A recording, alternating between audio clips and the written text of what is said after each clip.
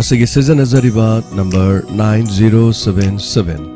282001 Asigi number sida call tawbiduna adomadam nadongi pungning gi warol phongdu piba yagan Asigi season azariba number sida adom video call saruga bening labade khoi gi number 7005 707 808 so idanmaki call tawbiu Hello Hello Mingalai phong habiu So we go with Pangai Dini, Pangai dagi, ima chahi kya subiraba? Chahi hundrava ni thu hunde the my school. Oh. I ne even know we ang ke tau ye na tau mo jai chu. Ani am chu re adum kan tau tre sang dra ba khang ke pai tre dai. Ta ba di bu bi je he ki thabal lai ke ne ta ri se ko. Adana ibungogi waron di taraga isaje kare nungai bedong tawre hoi adana kanagi tayagi maro mahanjan jantai pukning maro hanjan jantai adu da ta da ni ne ai wang na da kana taw da dai nan di ta da kana taw ba kai no khang di ma di na te na luingang na da cha Ai bungo na hairak pa nga pa pungning waro ni oi na ta na atang gi khan ngai ni haraga thawai je ngai ye hachang ngai te ni hachang am de ni haraga ni thawai je as kwathan ba da kai non tong ga wai ya ta hoi ba adana wari sa na ju phang de hang ju khang de sa chu kwang de ai na bungo ni na ka ju lang ning ba ngai lak tung nam de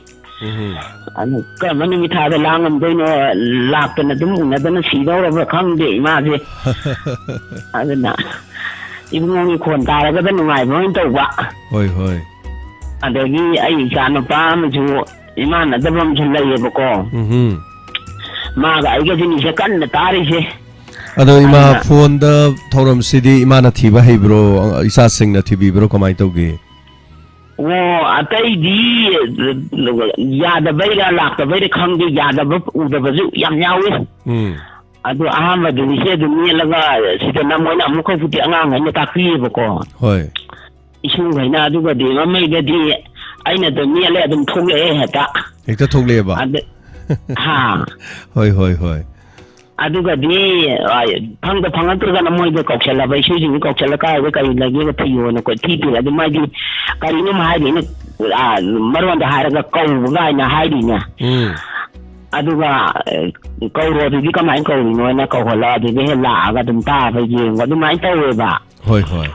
ande yin ga ju ko dum ni che ya ga mun yin ga ji ka phang gre ba u gre ba aduga adu ne ai mu ge bu thoram du ai be la di yin de ya mu pa tha mu yin ni taw ga ne do khang ga lai ra ba ni hoi aduga ai gi ja no pa ga mai cha thi a thon ba ngang ta aduna ta ri ga ni mai cha kha ka ni ta ri si le ga da moi phon ta ni da ko ji ja de ka ta ta ge ga ya pon te ni sau ning na ai gi jong ka chi bu ko i ma de ma yang ni ma tung in na chon na aduda am ko li chin hu mari phang gi ba pun na man dai moi gi pai ba de ta ge di ya de ya de ai chong man gi de ma chi di hai na sa ge ra sa ro ya sa ra he la ji ga ko do ngam no chi di phone lai ra ge na ina phone ji lai bne ba ane di ngai ang de pi moi de chi ge pi de moi de hai bi de ai nai ba ko adung taning ga da dung nga de ni ta ba ge dum ta ra ga lai re aduna ahing gi dang adu gi thoram la ko do hoi adu ma de hai ta bra adum ma di khang di hai ka taw ri da chu phang de ahing gi dum ma di tum ba ji ya de ta ra ge na ngai ba ge dum baro da mu ge tara ma thoi ma khai da la ke nam ge ni la ke da gi baro da ye ni la ke sula la ke dum ahing gi ja la ji su ta phang de aduga nonga la ga tharu bi phalla dum chong thore ha ta nonga la de to chong thore ba phalla de chong thore dum nonga la dum ta ba hoi aduna phone di lai bi nai na ma thi di lai re ge lai ba da gi sahi ama ga tang khairom chhure ba fi lai re ije mandagi aina ma thi ka na phone te chara he lo ji ai chi ta da di ya bre na du mai ta lai re ga dai du ji ai ku chi a chi da ta ngai lai re aduna Masi taning bana ini taning bana mahal bah jang je sauning ma ju ma ji pe khara ga dum tar lai ba dogi Ibema ni mutawudo hoi hoi aduju adum tare muni ngai ngasai dei bu ni mathaki lamni thiam ni gani yawde andagi kan tawro kan pam chane ani do amu dio khre do amu tharo yadra andagi to e masidi yenge pu waron ni pu ya da lai ja no ka ya da lo da na to khang de na ni la phane do la bu phar ni ngasidi lai bu phar ba ne ai je yam nuai ima pangai dagi ima mingdo mutang habiu Achobi okay yam nuai re ma dini sahi amani thura amani je bungo gi thoram je tari je aina adi marang wakta jo ai yin kan do ji ni dei bungo gi thoram ado challi adu tawiga na bai ni akan adu ni adani ga yam challi dana adu ga ji ne yam yin ga je yin ni adu ne ta yaw ga ba ji yaw wa thang da ba u da ba ji yaw ga thong ing na do thi kang dra aina di rang ngang thi ga kon ga isu ga ji yum na le te thana ba chat ba da han da le taw ne da tana ba thang da na tam jeng dra hoi hoi aduna han da ki adu di yu ni nungai yam na andagi ibu gi milan la du taw ha ri yin khang de ima pangai gi lai harau phom ta wai de ro ima ka wai no ai gi lai harau bom pangai gi surong pangi do ka chengi do hoi adu da dinate maning margin lei do maning sailom da au maning sailom da margin gi lai harau bom lei do adu gi awang thang da hai ta re ko ni lei ri china hoi ima handak su khundrak ponggi lai harau bugi soidina dum lakani ima khundrak pongga budi kitang lapna re adu na adu di kari khundrak pongda khundrak ponggi lai harau du du bunga madu khang adi ai di la padu la nai lang ninge adu du bunga ai chon da mai ge ji tarak ta bane na hai nai re baninga hoi ma lakpani dom da su dom adu matang chaba da soidana niksing jarak ke ma thagachari imana de yekta bawai biu adu kan ta ho adu di ko yi la ka da bo re de ko adu khundrak ponggi lai harau gom du sana bo re di kan ta ho che ibu na ang ta ki on ni to la ka da do ai du ai da ni ka ni ta ro ga ai ji nga de ba thagachari ma matang chaba da soidana dum niksing jarak ke thorom thum ta biu ma thank you thagachari jam tar jani bu ngo tuna na de yo tur puchin ga ngan dai bu yo ko ngo in nang thank you ma cha da bai bu ngo gi khon ta ga bin in li li se hoi thorom ga bu ngo na ha ko kan do wa da dunya da ne da akwai ne da hai ba hai ta bin na hai dra ban ko che kan ta se akwai gi tar yin je ai mu da khoram ni ne na ji ga ne ko gi ko na yam nuai zare ma thagachari ma ima ge thorom se da saru ya birak pa duga mayam da pangai de gi ma masu hai tare thagachari ima chobi mathangi kolar da khodong chaba pijari ngase gi di ima mana yana ma da phang tare macha khoi mimana jadaba masul lejai haina su takpire aduga ima se gi cha duga su punna tamin nei ahan badadi thabiu hai badai di mafam du da koi radio phang de hai tare khoi gi thorom se gi pangai da aduga tai wana te radio de dum phang de han na tawri ngai matam da su pangai se kan thoga phangi pangai di phau ya de hello mengalai phanga takpiu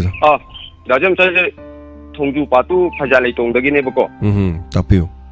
kainong khata mayam de section wa yang kata haje ge taw ngarang je akoi thongju patu ge akoi gi thongan makta da baja ta bagi tap jaba keno du budi khangau dre bako aduga akoi gi thongan du da ta di ta ba adu dai da ai gi yam bagi macha nu pa je sa phone je cover ju hap de da mobile gi charge to na du na charge to ga koi gi makha da ningang thamaga phone yenge ba nong khakpai timing ji da aduga adu yeng ba du da nong do bang long khak lak pa du da akhoi ju charger nungjar loina mak cham me ba adu chak pa du da akhoi tai ma ji na angang ka nom tawre law rak pa ji dai je ari chu pai da ga chen thoi pa ji da mu akhoi tai mo na angang ka nom tawre ha bi ai ba jen je la pa khat poi lak poi to kan angang de koi gi mai ching ga makhut chi da tilai khunggi chu dong na koi gi mari chatlaga koi licai na ga phu gi be ta to koi makhu tu loi tawre ba ada mai ching ba du da akoi lai ram ba gi ma soinai bodo makuto section ro sapo songa ya de mama na konjal do ai na makuto thekto ga uchina chin ka chumta budi ta houdre ba ko houdre ai na hajen ningi na angang houdre bangang je phone na ta keno taw ni na phone pai ba da sa taw ro ga phone pai ba khot do mayam du taw bi ga nu adu do asoi ba thabak ne na do mayam da yam thagachari mayam da section wafam mama thambirak pase ina yam nungai aduga sengbadi mayam akhona tawroi da thabak singi manung da brajja taba ta da khaki wana tana phone thingjillaga phone se pai base yaring bai masi taw da han bada aduga hose habiri bo wafam do nong khae har gadi phone charge to biro nu tv akhogi jack thingjalla thambiro nu fridge thingjan biro nu nong goro khai ngai manung maroi ni yam kana khai ngai manung se yaradi electronics item punama haibadare masi khoi op tawraga dum thambi basina khwaidagi fai adu tangai fadaba led gi light adai kanda di khoi gi yumda leiba led light kumba duga inverter gumba si season naraga nong khainge manung sidi ayama season adabana fai khoi electric ki lambi madab phuru raga so electric dum hallaga laaga yum da changaga electronic device da chakhanba khudong tiba dum thoe aduna masi am section bigadabane duga atai gi waso natana phone di mai da charge tingjala phone met pai thabak sidi angang singju to hon biganu aduga laibak chiba thogdo masu charang pat ta thokiba angang macha mathanta yaujaba nupa phone to mai yaudre na charge tawbada chinga si besu yauki hai tare namsing masi am section bigadabane aduga mathang kola no khachage hello mingama de laifam habise hello minga laifam ga tapiyo hello sir minga laifam ga habiyo hello huikatagi tababine sir makhala kai dagi tapiyo kari habe ningba sir akhoi je hogi ngan sa dang hamu hangam mapan sare habado hogi akhoi khulangai tawdana phajana phoiri ado ngan huikap awang la kai da sa gi lila tawbado sa gi aromba lila do yam phajai sa hoi ani inspector tayai ga je khoi langen thodi dagi na ngasi obong leptana tajari sa sa ra khoi ge je mau khoi mau mayam je si hangam je phoi loi ga sa gi manak ta la ke na jo haina jari sa adu sa ngarang nong ta ni na tawra ma do amta ta gidre ba adu nong ta da ba do kangmandana nungai tare oi ni ngarang khara gadi khe amenga si dinuk sa phajana sare adu bu tang 18 phawbasi nong dum chu haiba north east nong chu haiba lai haidana takpi chu bre yengsi hai tare ne aduni ngarang gi si mafam amda taraju khara lebak chu na badum kabok chu ro dum tokhre hai tare adu sir akhoi inspector tayai sai changna ji je nungdang gi ju ayu ki ju khan bada su phang de sir akhoi je khang de kamai tok doino akhoi live ti loi yaw je bani sa ado sagi inspector tayai ga je khoi ngong mataletana tajari comment piba live ka di yaw badi khoi ngamjade ado ta bade khoi letana tajari sa agachari wai si hairaga thamjarage khoi mayam hangam phoi ga sida sum pungni waron tara majida sum try tawjarapani phange thank you so much agachari hello sa thamjare thank you mayam tabak subiba ngam poibiriba yobiriba chalise sing mayam hanana thagachari subano mohana bibado yam nuai jai doga marak sida sumuk thorom yobidana thorom tabiba haibatare ni ko so yam nuai jai aina ngasai uchakhiba isingi se khoi kaisam pat ki thong adugi mathak te ising khoi gi pipe ama pubane masing ngarang su ising si makhum khumdaba dong na haitare mathak si ising si piri pathoga leiba sida ising phangna da na tawri me ham si sidagi ising ji ising phangda mafam da pibiradi ko yam nong haida wa haitare do masi mari leina masi ni yengsin biraga hojik su kaisam pat tang sigi ni sigi ising kap thoise aduga mari leina basi na sida ising piri pathoi jamukta menjan bidina kupsan bidina tawradi yamna nongai ni haidane chinnaw mana asigi thorom sida thabirakpani ubiraba matungda haibatare adana ising di phangna da bani ne ising si sana lupa dagi hena tangkre haitare ado dogi matik wanari bani mayam ising ya wa basina hojik ngarang su bilana habibido iruja babu iruja thokodera pamoi ne iruja nadre harimne wari babu phagi orasu the pisu pijamba ising asina loina chaba takpadagi hauraga everything loina mak season aribani sing sana gomna oiraba Nambal Turendi, Loires, the ladies in Makada Toris. The Bumasigi Matak the Puriba Kasampat Tongi, Nakanda Puba pipe to me. The pipes Matak the sing Manga Gatari was Mams, Pamuba, Hibatari, which Semba would no same openisi pipes in no Puropani, Palmanung the sing Pina Nabagi, Tongatonganba, Pakalak Panovo, Kontangamani. Saugrava pipes in a tan, they sing Selavani, do we sing like the Harago sing the Selenius, Purga Ivan.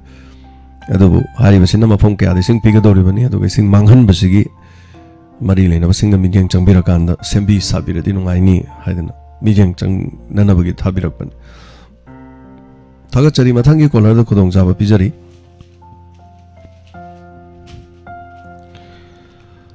Assembly Constitution of the Sanguit Kadaveko Tourism Destination Sing Minister na Tawai Yaujarabasu MLS Singna Tinta Badagi Supnatagi AC Mapan Kaktagi Hena Loisin Mangamdre Eco Tourism Hari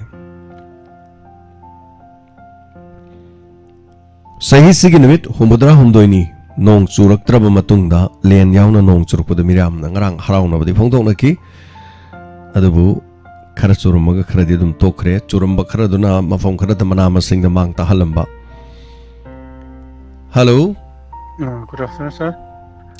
Somebody told me. Have you told me? Good evening. Drugs came from the Mopum Tang Putter Capable. Kogi some Kogi Tidim line, I tell a Kogi line Tidim lines the bar. Hantak Kadihuranba. Amani Pagaki than a shot, Ranganza. Have you? Tidim Linda, Aduna, Somana, Sumba, Sek Hadi, Sumba Horantin Tizia. Are you Angan Bugumba, Pungamani, Dagina, Pungama Dagina, Pung Marie, Manga, Cyberkitan, the police Napatana check Tidim lines at Ovita Ragadi. That put up in the meeting. Take recovered the woman when I say Jingnaba Tazza of a Kale was a Hikitim lines. You remember the Moy the talk Sindo was a Kradum, Ganado have say Ibo from the White. Are you on with that? Yamangan Pung Amadagina, Pung Marie Makai Shikiman was the go. So we said them very live Hikaro, Takamari Pamduros, Pani Pamduro. So many that they call have some ecological table was. So many police number from the check section to around the Taragadi. The Warren drugs actually see again my pocket have you Colonji, Diamond TV, Tunasum, watching my daddy. Tagachari to home department of the Tabira de Karazong Pani, the game of Chalibo Kango do, Tom I do Wapam Jess, some other Tom Pukalakre, a quick chat Pazito, Zenam Tokra de Birao doing. Was it around what we go? When the police department, the Gumba, Koinaga, helpline number sing the Duga, was it Pau, Hapetka Pangbo, Targadi, Kanagadorini Hajariba, Tomba, although Habiriba Pau, the Chumamasuya, Drak Pubani Sapu sings here, Mambada, Natranon Alam died at Lee, and Habs no Alam dies, they ambulate to Nadenoko. Yes, sir. Tagachari Tomo, Wapam Channel, Birabata, happening, Balabiri. And those are Dogmursi lines is on why I get light. Chat kuma sutang mo pang nangamdre ay tapog na sa chinbaga tuga antang mulaki kogi Manipur nong chingi pibam je kitang hadi nong hon ahan bahulok pa je kitang miyam da awareness kitang ay di khangaga so nong ahan ba sabo nong lay nong sit kumba len kumba sumba yamna lakan manina check-in tarang je koi miyam po na hana siyam sara lay ho na kitang degi ngakok pang amadra hay bisima Taiwan TV thông the mina khang han de khang go ro so some remind sum tau janing mai ta sa asi tu ko tai tu kom te le ta si chi wo han tan re asi Tagachari to ba hanana adu hojik nongju tha seng babu dinate ma nongju tha gi mata mama nungse jamna kan ba hojik lai ba nongsi Bay of Bengal dagi sing manin yauba nungsit te sing manin yauba Bay of Bengal dagi nungsit Sing man in Java Pukalaga awang no Poki state sing the Lakba Adum Bata Mate Karani Haitara no Mishigamanati Aduga Lady Benumit Mari Mangani Sinamara Moidana sing each out Tokana, the Yamangata Tokana, Yamna Karetare, Equi Nordista, akan ba chaithing pigada babudi natte haiba tare adubu thagachari habirakpa meteorological department degi su masi mayam da su dum khangan ba leidi thang hello hello ise bungo ise suntani aujiki kwanu pagi kanoda koi u ising ke sampai pokai do kasi sukana da bada pudin mer ka tang pamui ko yam no yitar do koi ising lai tab nyang wai ba u da kala ye ba koi na leiba ki kai gumba phata ama social media da hairo du putak ta phaga chum chek sallaninge ba adum ba thabak to adu loina na isen kan to hari koi ki social media da kari pari ima imo mama mugi kainogi koigi thabangi moi competition to no phajare koi manipugi thabanji maram jana chungadi mo phajare da koigi nupa nupi amana koi thambal ko sale li sompuri angang ba le khwangsi ama sele nupa du li koigi pai koigi putra haigata kari angang le khwangsi ngom sile no phajare nupi ju koi kane rikset kan to moi tari ni taramari phajare ni yong kai so manipugi krese phajana tawradi yam phajai ba manipugi je na lem ba koi singthani ngai oi ba manipui thaban yam phajai ba angang macha chaw boi chaw du khong chaw chaw yungona jo hai ni phajara du kana taw chaw to ni yom chan do kam phajai moina tholak pa parigenga do sumga koi gi judge oi ba judge da khoi ramo budi hai ba nate koi gi thaban jong tan niung do na sung di phajai ba manipugi thaban du teina phaja ni ani social media ta ubuda no phaja are si na sum phongdok ngwa phajana mafam jana season na bire phajai ba des tuga mu asang bagi nupa ju kogi phayom asang ba sele puri asang ba le ani nupi ju phani asang ba sele lisol asang ba sele khwangse pudi samana na angobong ki adigi nupa abduna kogi punya tu igo lelaga nupi ju igo lisom puri le phani ama phani igo nong phajari nong phajare tabu tarangani chen ngarang ubuda na phungdok jage uni maram chana season di pocha phajai ni chen to phungdok ngwa wanda. Thank you, Che. Tagachari. Fazakasan koigi culture ladies yam phajai. Nahasing na culture ilak pase. Session somna nungai ba phau ya ba dai che. Aduga koigi lady bai pai pugi jagoi gi sathek hai tare ne. Pikli ba angang macha na jagoi sathek to bada. Koigi mapalom gi hai tare ne ko. Mi mapalom gi jagoi sa de ba. Angang na jagoi sa ba koigi khut smai ne lei bi de tawe ba. Smai ne ga lei ba do. Mase koigi lu tong da yaw gram ne hai tare. Ngarang na han koigi social media da u ba koigi mayang lom hai jarge ne ko mapalom gi. Mian macha sing gi moi lohong gi thorom da punjabi gi angang no pimsa ani thongjin da phamme ba. Do angang ani do na sa ba jagoi do smai ne khut lei ra ga sa de ba. Samai na songsa sa de ba. Maram di kaino ai da moi di mo koigi I da mo koigi mapa mapu gi yaw bani na. Ngasai gi jagoi du ko mai sa ge bu asom da koigi don thilak pai tare trak don thilak pa da moi gi punjabi gi makhut samai to jagoi sa bi du to we ba. Mase mo koi I di yaw bani hai ba dai. Adana ai koigi I da koigi pai pu gi yaw bani na. Ai koigi angang sing na jagoi sa ba da makhut lei ra hai bi so hai ta jo samai sa ba. Adana mase yam nuksi ba za ni ador hojikan de angang no pimsa sing ne koigi leijari ba culture aduga leiri ba folk mayam torok pase adagi thang ta martial arts ka torok pasi onthong yeng banu ngai kre kari han ngarang ai koigi manipur gi kanglei trick kaina ma leidai ne mayam su kharga yeng bio like ka kharga to bi moi video ga he phudlam ga chu puthok jabani macha adu India Got Talent da ma koigi select torok pagi ama khak YouTube ta Facebook page moi ne semjaba ma thaga le khongnang khong ama ma mayam su birong gani thang koigi thang haina ba khona ba to do video do khara lapna nammi khara nakna namma di khara hena ugadra khale egi moni yam phajai engrang yeng ba mateng khata ni clip matek to sigum si mayam khara yeng biyo koigi lamdam si oi ba koigi oi ba de gi hoji ke koigi thabal gi oiro koigi leijari ba culture koigi chaba thakpa koigi thongba thakpa koigi ne na haibu singse koina promote tawdur di kanana mina laga tawroi ba aduna hoi Fazaba yawi ko mapalam dege laga koigi loktak si smai toba north east smai toba dugumba thumhi chenda ba dunia danigan mi ne ga laga video semare ai ne semadi kari kai ge ba andra ai gi se koi ni to do bu mata wi dana samai na torku sem nungai hetari se thank you so much thaga chari yam nungai jai mathangi color da khodong chaba pijari asumna ai gi yokhat ka dabani ai gi yokhat rabadi kana gi yokhalugani thaga chari thank you so much drug ki wafam sidi chumi loi banai de ana thaga chari yamna chumi kaina kai poi tokpana tokpa poi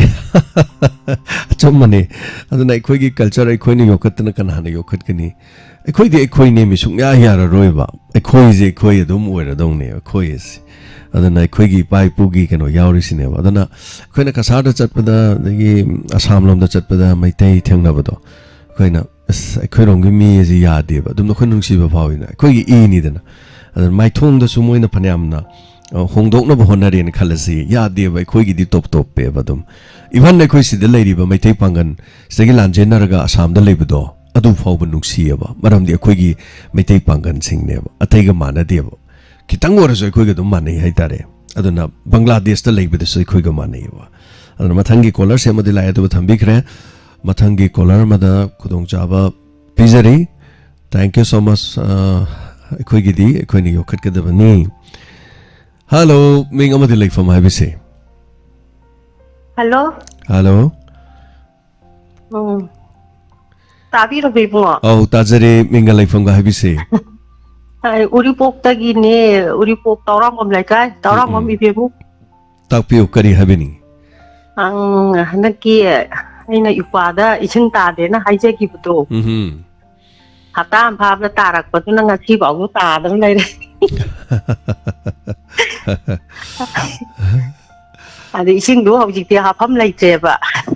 somdani yamno wanari kamai tori jano toram manipur gi ising gaise toram le kai de loi pirap jala adu ni twai de ising yam pha na ta ba wan hanak che mo adu da gi ayu tang ipada haije ge na 좀 폰 도바 저 아무 방기들에 봐. 야시디 방자래 농아자래. 호이 호이. 이과기 간오지 국민 유와로라데 이스펙트다 야기랑 앞 농아이. 호이 호이.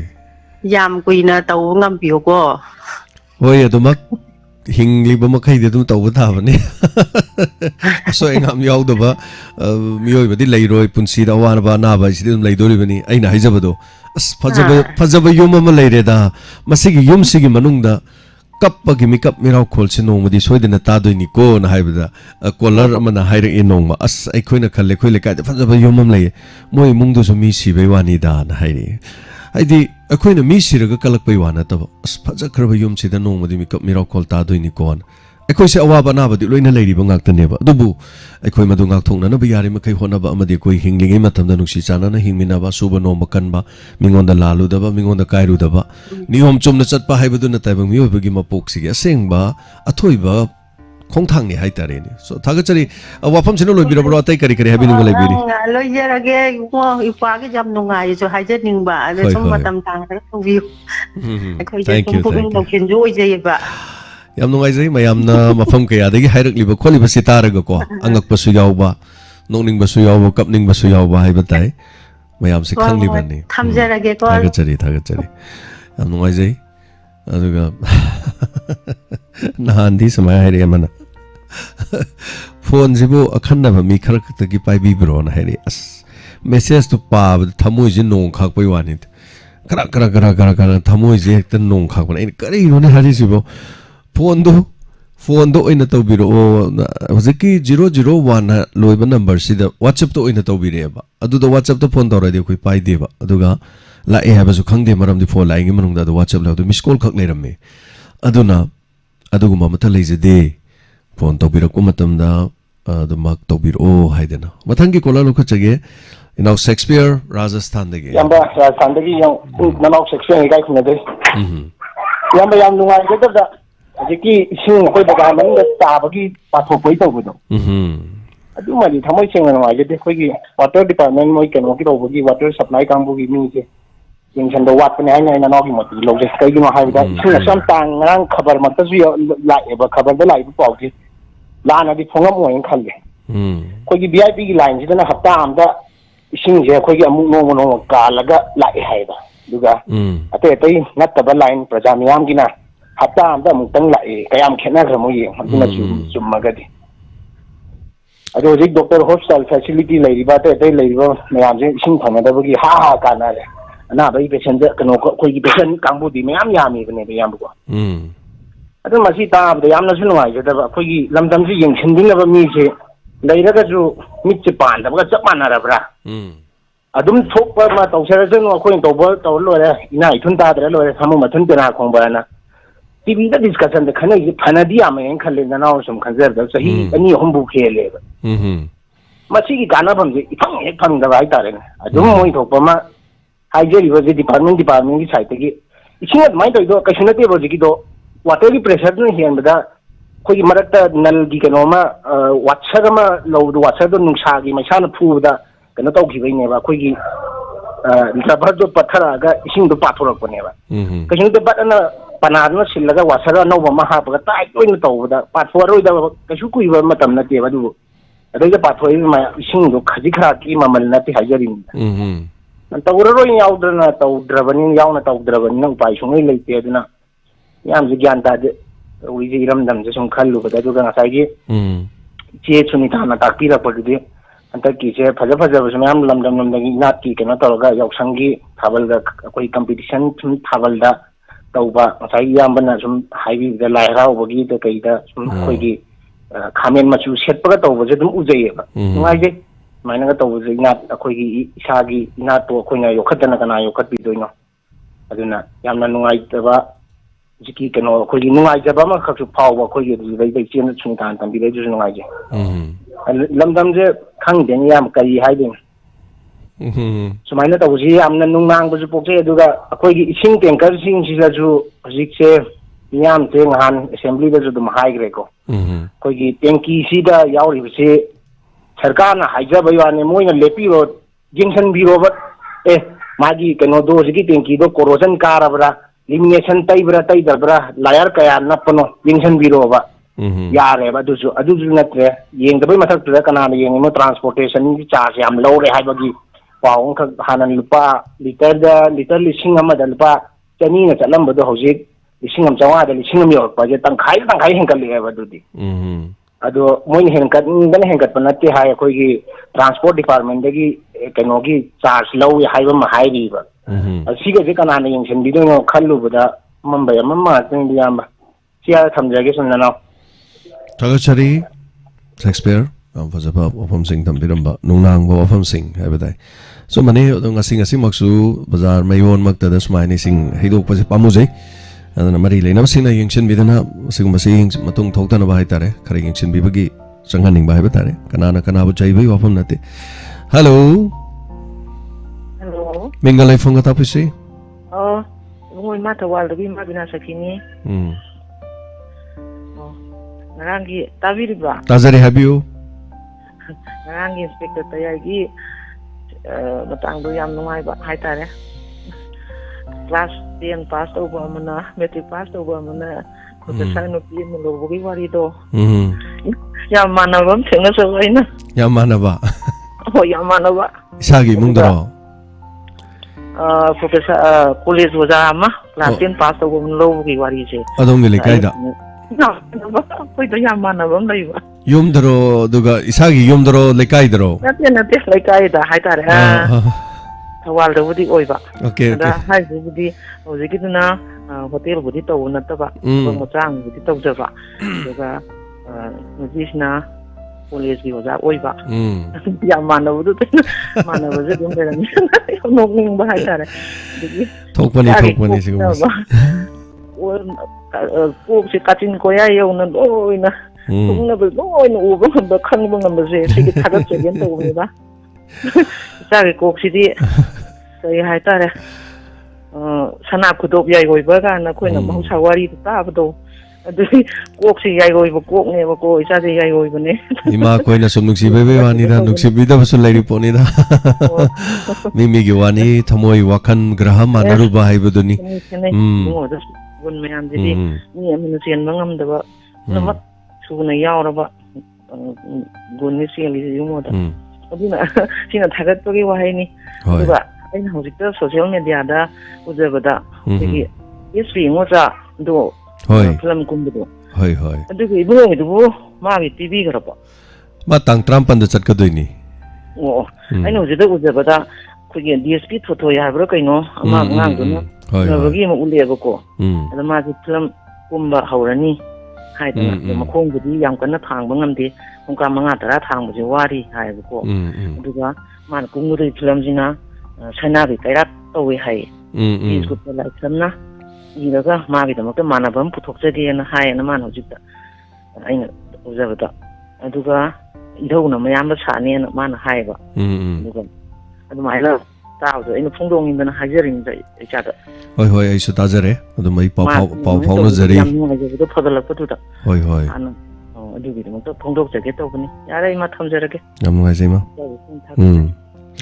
ꯉꯔꯥꯡ ꯅꯍꯥꯟꯁꯨ ꯄꯩꯁꯥꯒꯤ ꯃꯇꯥꯡꯗ ꯍꯥꯏꯕꯗꯣ ꯄꯩꯁꯥ ꯊꯧꯔꯨꯕꯗ ꯃꯤꯅ ꯁꯥꯎꯋꯦꯗꯣ ꯄꯩꯁꯥ ꯊꯧꯔꯨꯕ ꯃꯤꯅ ꯁꯥꯎꯋꯦꯅ ꯑꯗꯩ ꯑꯩꯈꯣꯏ ꯆꯦ ꯁꯨꯅꯤꯇꯥꯅ ꯄꯩꯁꯥ ꯊꯧꯔꯤꯕ ꯃꯍꯥꯖꯣꯟꯁꯤꯡꯗꯨ ꯈꯨꯊꯧ ꯆꯥꯗꯦꯅ ꯆꯦ ꯁꯨꯅꯤꯇꯥꯗꯨꯁꯨ ꯑꯗꯨꯝ ꯆꯨꯝꯃꯤ ꯃꯔꯝꯗꯤ ꯊꯧꯕꯗ ꯃꯔꯝ ꯆꯥꯗꯕꯁꯨ ꯌꯥꯝ ꯂꯩꯌꯦꯕ ꯃꯤ ꯊꯃꯣꯏ ꯌꯥꯝ ꯁꯣꯛꯄ ꯂꯩꯇꯕꯗ ꯇꯧꯕꯁꯨ ꯂꯩꯀꯣ ꯑꯗꯨꯒ ꯂꯩꯅ ꯇꯧꯗꯕꯁꯨ ꯂꯩ ꯅꯠꯇ꯭ꯔꯒ ꯊꯋꯥ ꯁꯥꯗꯕꯁꯨ ꯂꯩꯌꯦꯕ ꯑꯗꯨꯝ ꯑꯗꯒꯤ ꯀꯔꯤ ꯍꯥꯏꯅꯤ ꯃꯤꯒꯤ ꯊꯧꯕ ꯈꯣꯠꯄꯗ ꯇꯧꯕꯗꯣ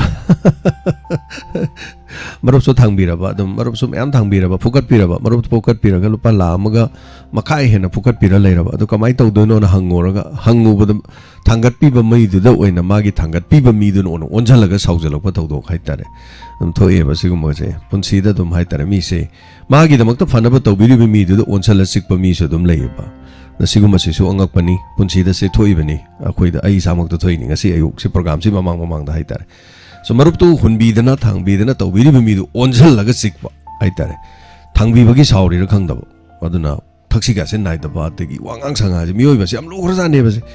ꯑꯩꯒꯤꯗꯃꯛꯇ ꯈꯖꯤꯛꯇ ꯑꯣꯏꯔꯁꯨ ꯍꯣꯠꯅꯕꯤꯔꯤꯕ ꯃꯤ ꯑꯗꯨꯗꯤ ꯔꯦꯁꯄꯦꯛ ꯇꯧꯕ ꯑꯗꯨꯅ ꯃꯁꯥꯒꯤ ꯂꯩꯇꯕ ꯑꯗꯨꯝ ꯌꯥꯎꯕ ꯄꯣꯛꯄꯗꯒꯤ ꯑꯗꯨꯝ ꯌꯥꯔꯛꯇꯕꯗꯨꯗꯤ ꯎꯄꯥꯏ ꯂꯩꯇꯕꯖꯥꯠꯅꯤ ꯑꯗꯨꯅ ꯊꯣꯛꯏ ꯄꯨꯟꯁꯤꯗ ꯁꯤꯒꯨꯝꯕꯁꯦ ꯑꯗꯨꯅ ꯉꯔꯥꯡ ꯅꯍꯥꯟ ꯑꯩꯈꯣꯏꯅ ꯈꯟꯅꯈꯤꯕꯗꯨꯒ ꯁꯣꯝꯗ ꯑꯣꯏꯔꯛꯄꯗꯨꯒ ꯌꯥꯝ ꯅꯣꯛꯅꯤꯡꯕ ꯑꯗꯒꯤ ꯑꯩꯅ ꯑꯃꯨꯛ ꯅꯤꯡꯁꯤꯡꯉꯦ ꯑꯃꯨꯛ ꯑꯩꯈꯣꯏꯒꯤ ꯏꯆꯦ ꯁꯨꯅꯤꯇꯥꯒꯤ ꯋꯥꯈ꯭ꯋꯥꯏꯗꯣ ꯃꯍꯥꯖꯣꯟꯁꯤꯡꯁꯨ ꯄꯩꯁꯥ ꯊꯧꯕꯗꯅ ꯍꯥꯏꯕꯗꯣ ꯑꯗꯣ ꯄꯩꯁꯥꯗꯨꯗꯤ ꯑꯩꯈꯣꯏꯅ ꯑꯗꯨꯒꯨꯝꯕ ꯈꯨꯇꯧꯗ ꯊꯧꯕꯗꯤ ꯅꯠꯇꯦꯕ ꯀꯃꯥꯏꯅ ꯇꯧꯁꯤꯒꯦ ꯀꯃꯥꯏꯅ ꯇꯥꯟꯅꯁꯤꯒꯦ ꯀꯃꯥꯏꯅ ꯇꯧꯁꯤꯒꯦ ꯀꯥꯏꯅ ꯍꯥꯏꯕꯗꯣ ꯁꯤꯗꯁꯨ ꯑꯗꯨꯝ ꯁꯥꯎꯕ ꯃꯤ ꯂꯩꯌꯦꯕ ꯑꯗꯨꯒ ꯑꯗꯨꯗꯩꯗꯤ ꯑꯩꯈꯣই ꯌꯦꯛꯅꯕꯤꯗꯣꯏꯅꯦꯕ ꯅꯨꯡꯁꯤꯕꯤꯔꯣꯏꯗꯣꯏꯅꯦꯕ ꯉꯛꯇ꯭ꯔꯥ ꯑꯗꯨꯗꯤ ꯇꯥꯏꯕꯪ ꯃꯤꯑꯣꯏꯕꯁꯦ ꯑꯗꯨꯅ ꯏꯆꯦꯅ ꯏꯃꯥꯅ ꯍꯥꯏꯕꯤꯔꯤꯗꯣ ꯏꯆꯥꯒꯤ ꯀꯣꯛꯇꯤ ꯑꯗꯨꯅꯦꯅ ꯍꯥꯏꯔꯤꯗꯣ ꯑꯗꯨꯅ ꯑꯩꯅ ꯅꯨꯡꯁꯤꯗꯕ ꯃꯤꯁꯨ ꯂꯩꯔꯝꯒꯅꯤ ꯍꯥꯏꯁꯦ ꯑꯗꯨꯅ ꯂꯩꯕꯖꯥꯠꯅꯤ ꯄꯨꯟꯁꯤꯁꯦ ꯁꯤ ꯀꯧꯏ ꯑꯗꯨꯅ ꯊꯥꯒꯠꯆꯔꯤ ꯊꯧꯔꯝꯁꯤꯗ ꯁꯔꯨꯛ ꯌꯥꯕꯤꯔꯛꯄ ꯑꯁꯤꯒꯤꯗꯃꯛ ꯑꯗꯨꯒ ꯇꯣꯉꯥꯟ ꯇꯣꯉꯥꯟꯕ ꯉꯔꯥꯡꯗꯤ ꯃꯅꯤꯄꯨꯔꯒꯤ ꯃꯐꯝꯁꯤꯡꯗ ꯌꯥꯝꯅ ꯐꯖꯅ ꯅꯣꯡꯁꯦ ꯍꯩꯊꯈ꯭ꯔꯦ ꯑꯗꯨꯒ ꯃꯗꯨꯒꯤ ꯈꯔꯁꯨ ꯉꯔꯥꯡ ꯎꯍꯟꯖꯈꯤ ꯑꯩ ꯉꯁꯤꯁꯨ ꯈꯤꯇꯪ ꯃꯇꯦꯛ ꯑꯃꯅꯤ ꯎꯍꯟꯖꯔꯛꯀꯦ ꯍꯜꯂꯣ ꯍꯜꯂꯣ ꯃꯤꯡꯒ ꯂꯩꯐꯝꯒ ꯇꯥꯛꯄꯤꯌꯨ ꯎꯂꯧ ꯃꯈꯥ ꯂꯩꯀꯥꯏꯗꯒꯤ ꯕꯤꯅꯤꯇꯥꯅꯦ ꯇꯔꯥꯃꯨꯛ ꯆꯠꯂꯦ ꯏꯕꯨꯡꯉꯣ ꯍꯥꯏꯕꯤꯌꯨ ꯀꯩꯅꯣ ꯇꯧꯕ ꯑꯩ ꯀꯩꯅꯣꯝ ꯄꯨꯛꯅꯤꯡꯒꯤ ꯋꯥꯔꯣꯟꯗ ꯑꯩ ꯀꯩꯅꯣꯝ ꯍꯥꯏꯖꯅꯤꯡꯗꯅ ꯇꯧꯔꯛꯄꯅꯤ ꯍꯧꯖꯤꯛꯁꯦ ꯑꯉꯥꯡ ꯄꯔꯤꯈꯥ ꯇꯧꯔꯤꯗꯅ ꯍꯥꯏꯕꯤꯌꯨ ꯃꯦꯇ꯭ꯔꯤꯛ ꯄꯔꯤꯈꯥꯁꯦ ꯉꯁꯤꯗꯒꯤ ꯍꯧꯔꯦꯗꯅ ꯑꯗꯩꯗꯒꯤ ꯂꯥꯏ ꯍꯔꯥꯎꯕ ꯃꯌꯥꯝꯁꯤꯅꯦ ꯍꯦꯛꯇ ꯃꯥꯏꯀꯩ ꯈꯨꯗꯤꯡꯒꯤ ꯎꯛꯇ꯭ꯔꯤꯕ ꯃꯌꯦꯛꯀ ꯑꯣꯟꯁꯟꯅꯔꯒ ꯍꯦꯛꯇ ꯑꯉꯥꯡꯁꯤꯗ ꯄꯥꯗꯣꯔꯤꯕ ꯂꯥꯏꯔꯤꯛꯁꯦ ꯀꯔꯤꯅꯣ ꯍꯥꯏꯕꯅꯤꯗ ꯆꯨꯝꯃꯦ ꯂꯥꯏ ꯍꯔꯥꯎꯔꯤꯕ꯭ꯔꯥ ꯃꯤ ꯍꯔꯥꯎꯔꯤꯕ꯭ꯔꯥ ꯈꯪꯗ꯭रे ꯍꯥꯏꯕ ꯂꯥꯏ ꯍꯔꯥꯎꯕꯒꯤ ꯂꯥꯏꯒꯤ ꯊꯧꯒꯜ ꯑꯣꯏꯅ ꯐꯖꯅ ꯆꯤꯛꯅ ꯏꯪꯅ ꯄꯔꯤꯈꯥ ꯃꯇꯝꯅꯤ ꯍꯧꯖꯤꯛ ꯍꯧꯔꯤꯕꯁꯦ ꯍꯥꯏꯕꯒꯤ ꯄꯣꯠꯇ ꯐꯖꯅ ꯂꯩꯊꯕꯤꯔꯒ ꯐꯖꯅ ꯂꯥꯏꯒꯤ ꯊꯧꯒꯜ ꯇꯧꯕꯤꯌꯨ ꯂꯣꯏꯅꯃꯛ ꯂꯥꯏ ꯍꯥꯏꯕꯁꯦ ꯏꯁꯣꯔ ꯑꯩꯁꯦ ꯂꯩꯇꯕ ꯅꯠꯇꯦ ꯂꯣꯏꯅꯃꯛ ꯂꯩꯔꯤꯕ ꯉꯥꯛꯇꯅꯤ ꯑꯩꯈꯣꯏꯒꯤ ꯏꯅꯥꯛꯇꯁꯨ ꯏꯁꯣꯔ ꯂꯣꯏꯅꯃꯛ ꯂꯩꯔꯤꯅꯤ ꯑꯩꯈꯣꯏꯁꯨ ꯅꯤꯡꯉꯤꯕ ꯉꯥꯛꯇꯅꯤ ꯑꯗꯨꯕꯨ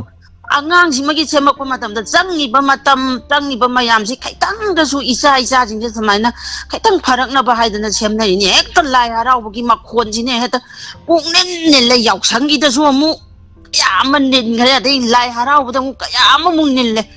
ꯑꯉꯥꯡꯁꯤꯒꯤ ꯄꯔꯤꯈꯥꯁꯤꯗ ꯏꯔꯝꯒꯗꯣꯏꯁꯦ ꯀꯔꯤꯅꯣ ꯍꯥꯏꯕꯅꯤꯗ ꯈꯪꯗ꯭ꯔꯦ ꯍꯥꯏꯕ ꯎꯄꯥꯏ ꯂꯩꯇꯦ ꯆꯨꯝꯒ꯭ꯔꯦ ꯀꯝꯗꯧꯗꯣꯏꯅꯣ ꯈꯪꯗꯦ ꯂꯣꯏꯕꯤꯔꯕ꯭ꯔꯣ ꯁꯤꯅ ꯋꯥꯐꯝꯁꯦ ꯑꯇꯩ ꯀꯔꯤ ꯍꯥꯏꯕꯤꯅꯤꯡꯕ ꯂꯩꯕꯤꯔꯤꯌꯦ ꯂꯣꯏꯔꯦ ꯁꯤꯅ ꯂꯣꯏꯔꯦ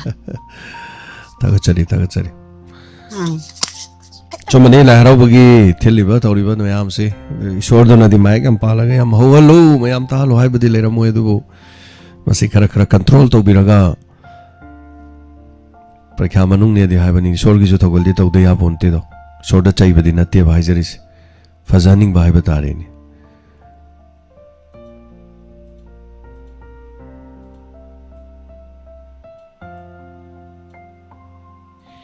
ꯃꯊꯪꯒꯤ ꯀꯣꯂꯔꯗ ꯈꯨꯗꯣꯡꯆꯥꯕ ꯄꯤꯖꯔꯤ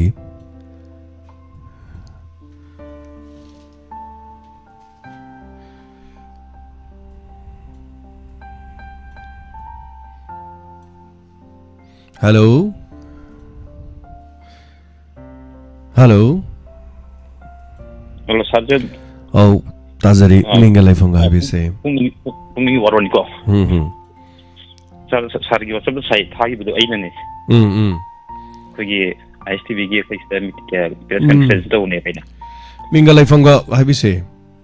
Sir, the joining on part of Walker Sway. No, as I have you. Sargi, the site has was a good has a sir. Some of your Nisara do away putting away around the liberation was one to sugar. The Kaka the Laka or the Talebani. Presumably, the Jam Majete, Kuyum Iva Mazio is up upon the gate. The Quimitere, the Quimi Marigi, a hungy to photo that take the out of Nissa. The start a mota to give away Warona. The Tazagi was up to Tali, but doesn't quick time return to the purification. Migi Pau, the Kuna Tabiadi. Video in our Tabira Kadova. Oh, I still begin to Kuna Tabiadi. Oh, Queen of them, I didn't have me a Tabi side. Not there. I do the ISTB Pau with it now. Why? ISTB Pau with drink a quid of Tabira Kadona Haba. ISTB Pau do Moequina Tajaladi, ISTB Namo Equida Sauni. I took Captain Migi copyright egg Hibamalay, Migi video Kuna Tabia Deva. Oh, did you know Malaxage? Video in a Quida Tagadaba, a quid of photo in a Tagat Pirakadaba. Oh, hi. ISTB Yao give a Ponama, a coin ISTB Poto Tabakanda, Migi copyright and a Herakanevako. Tagachari now. Oh, something like that. Thank you. Funny. A coigin, a coigi moin a moigitonga, Tabiga Doboko. Hoi. Loin Utpay, ISTB, Impact, everything, Meladiba Mediasing the Kanganba, Karim the Kaibal Lake. Tagachari, Sinangarangi, Quigi. Urkulgi mafam sing da duga tonga tonga mafam sing da takiba len yamna fazana takiba duni aduna yam fazana tagre koi saida di len di takide adunga sigi cover da su yawa photo sin photo sini aduga koi inchang na pi marak da takiba len se yam fazana tagre aduga chukiba no kanna chukiba sumaina koi sida di sumai di chukide Marik kara kiaga toki sina len yauna mafung kaya da asumna nong taki ado ngasi di nong taki da badong na dam tawi adan mafung kaya da gi thanarak pa video ni mayam na namhoba ado nong tarak pa da haraw na ba nong taki bagi chang hai batare duga khongbal da nong du dum sentha ki bada hai thare khongbana kanglai bani na khongban buk chot pa nang hau de hai tar yam sena ha da tamna ba nang hau de dani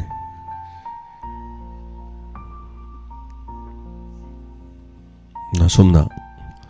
nong ta ki ba duga len phajana ta ki ba madugi sakta madani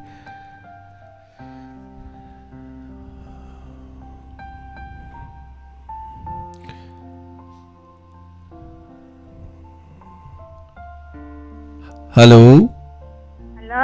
Oh, ibu ko ima pukha ima me ma. Ima na kai khumna jari chabo.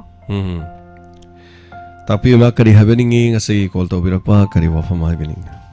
Oh, ngarang nong ni pukha da nong ani dik thik ma ne. Tara mung suna bo khekte pukha da di. Oh. Adagi amai na do mu thara. Yin chupa mu thara mai na. Adagi isana nga sai khunda ka melila taw ni haibdo tawram dai ram tang haibiro ima yengba lak ka doi ne hoi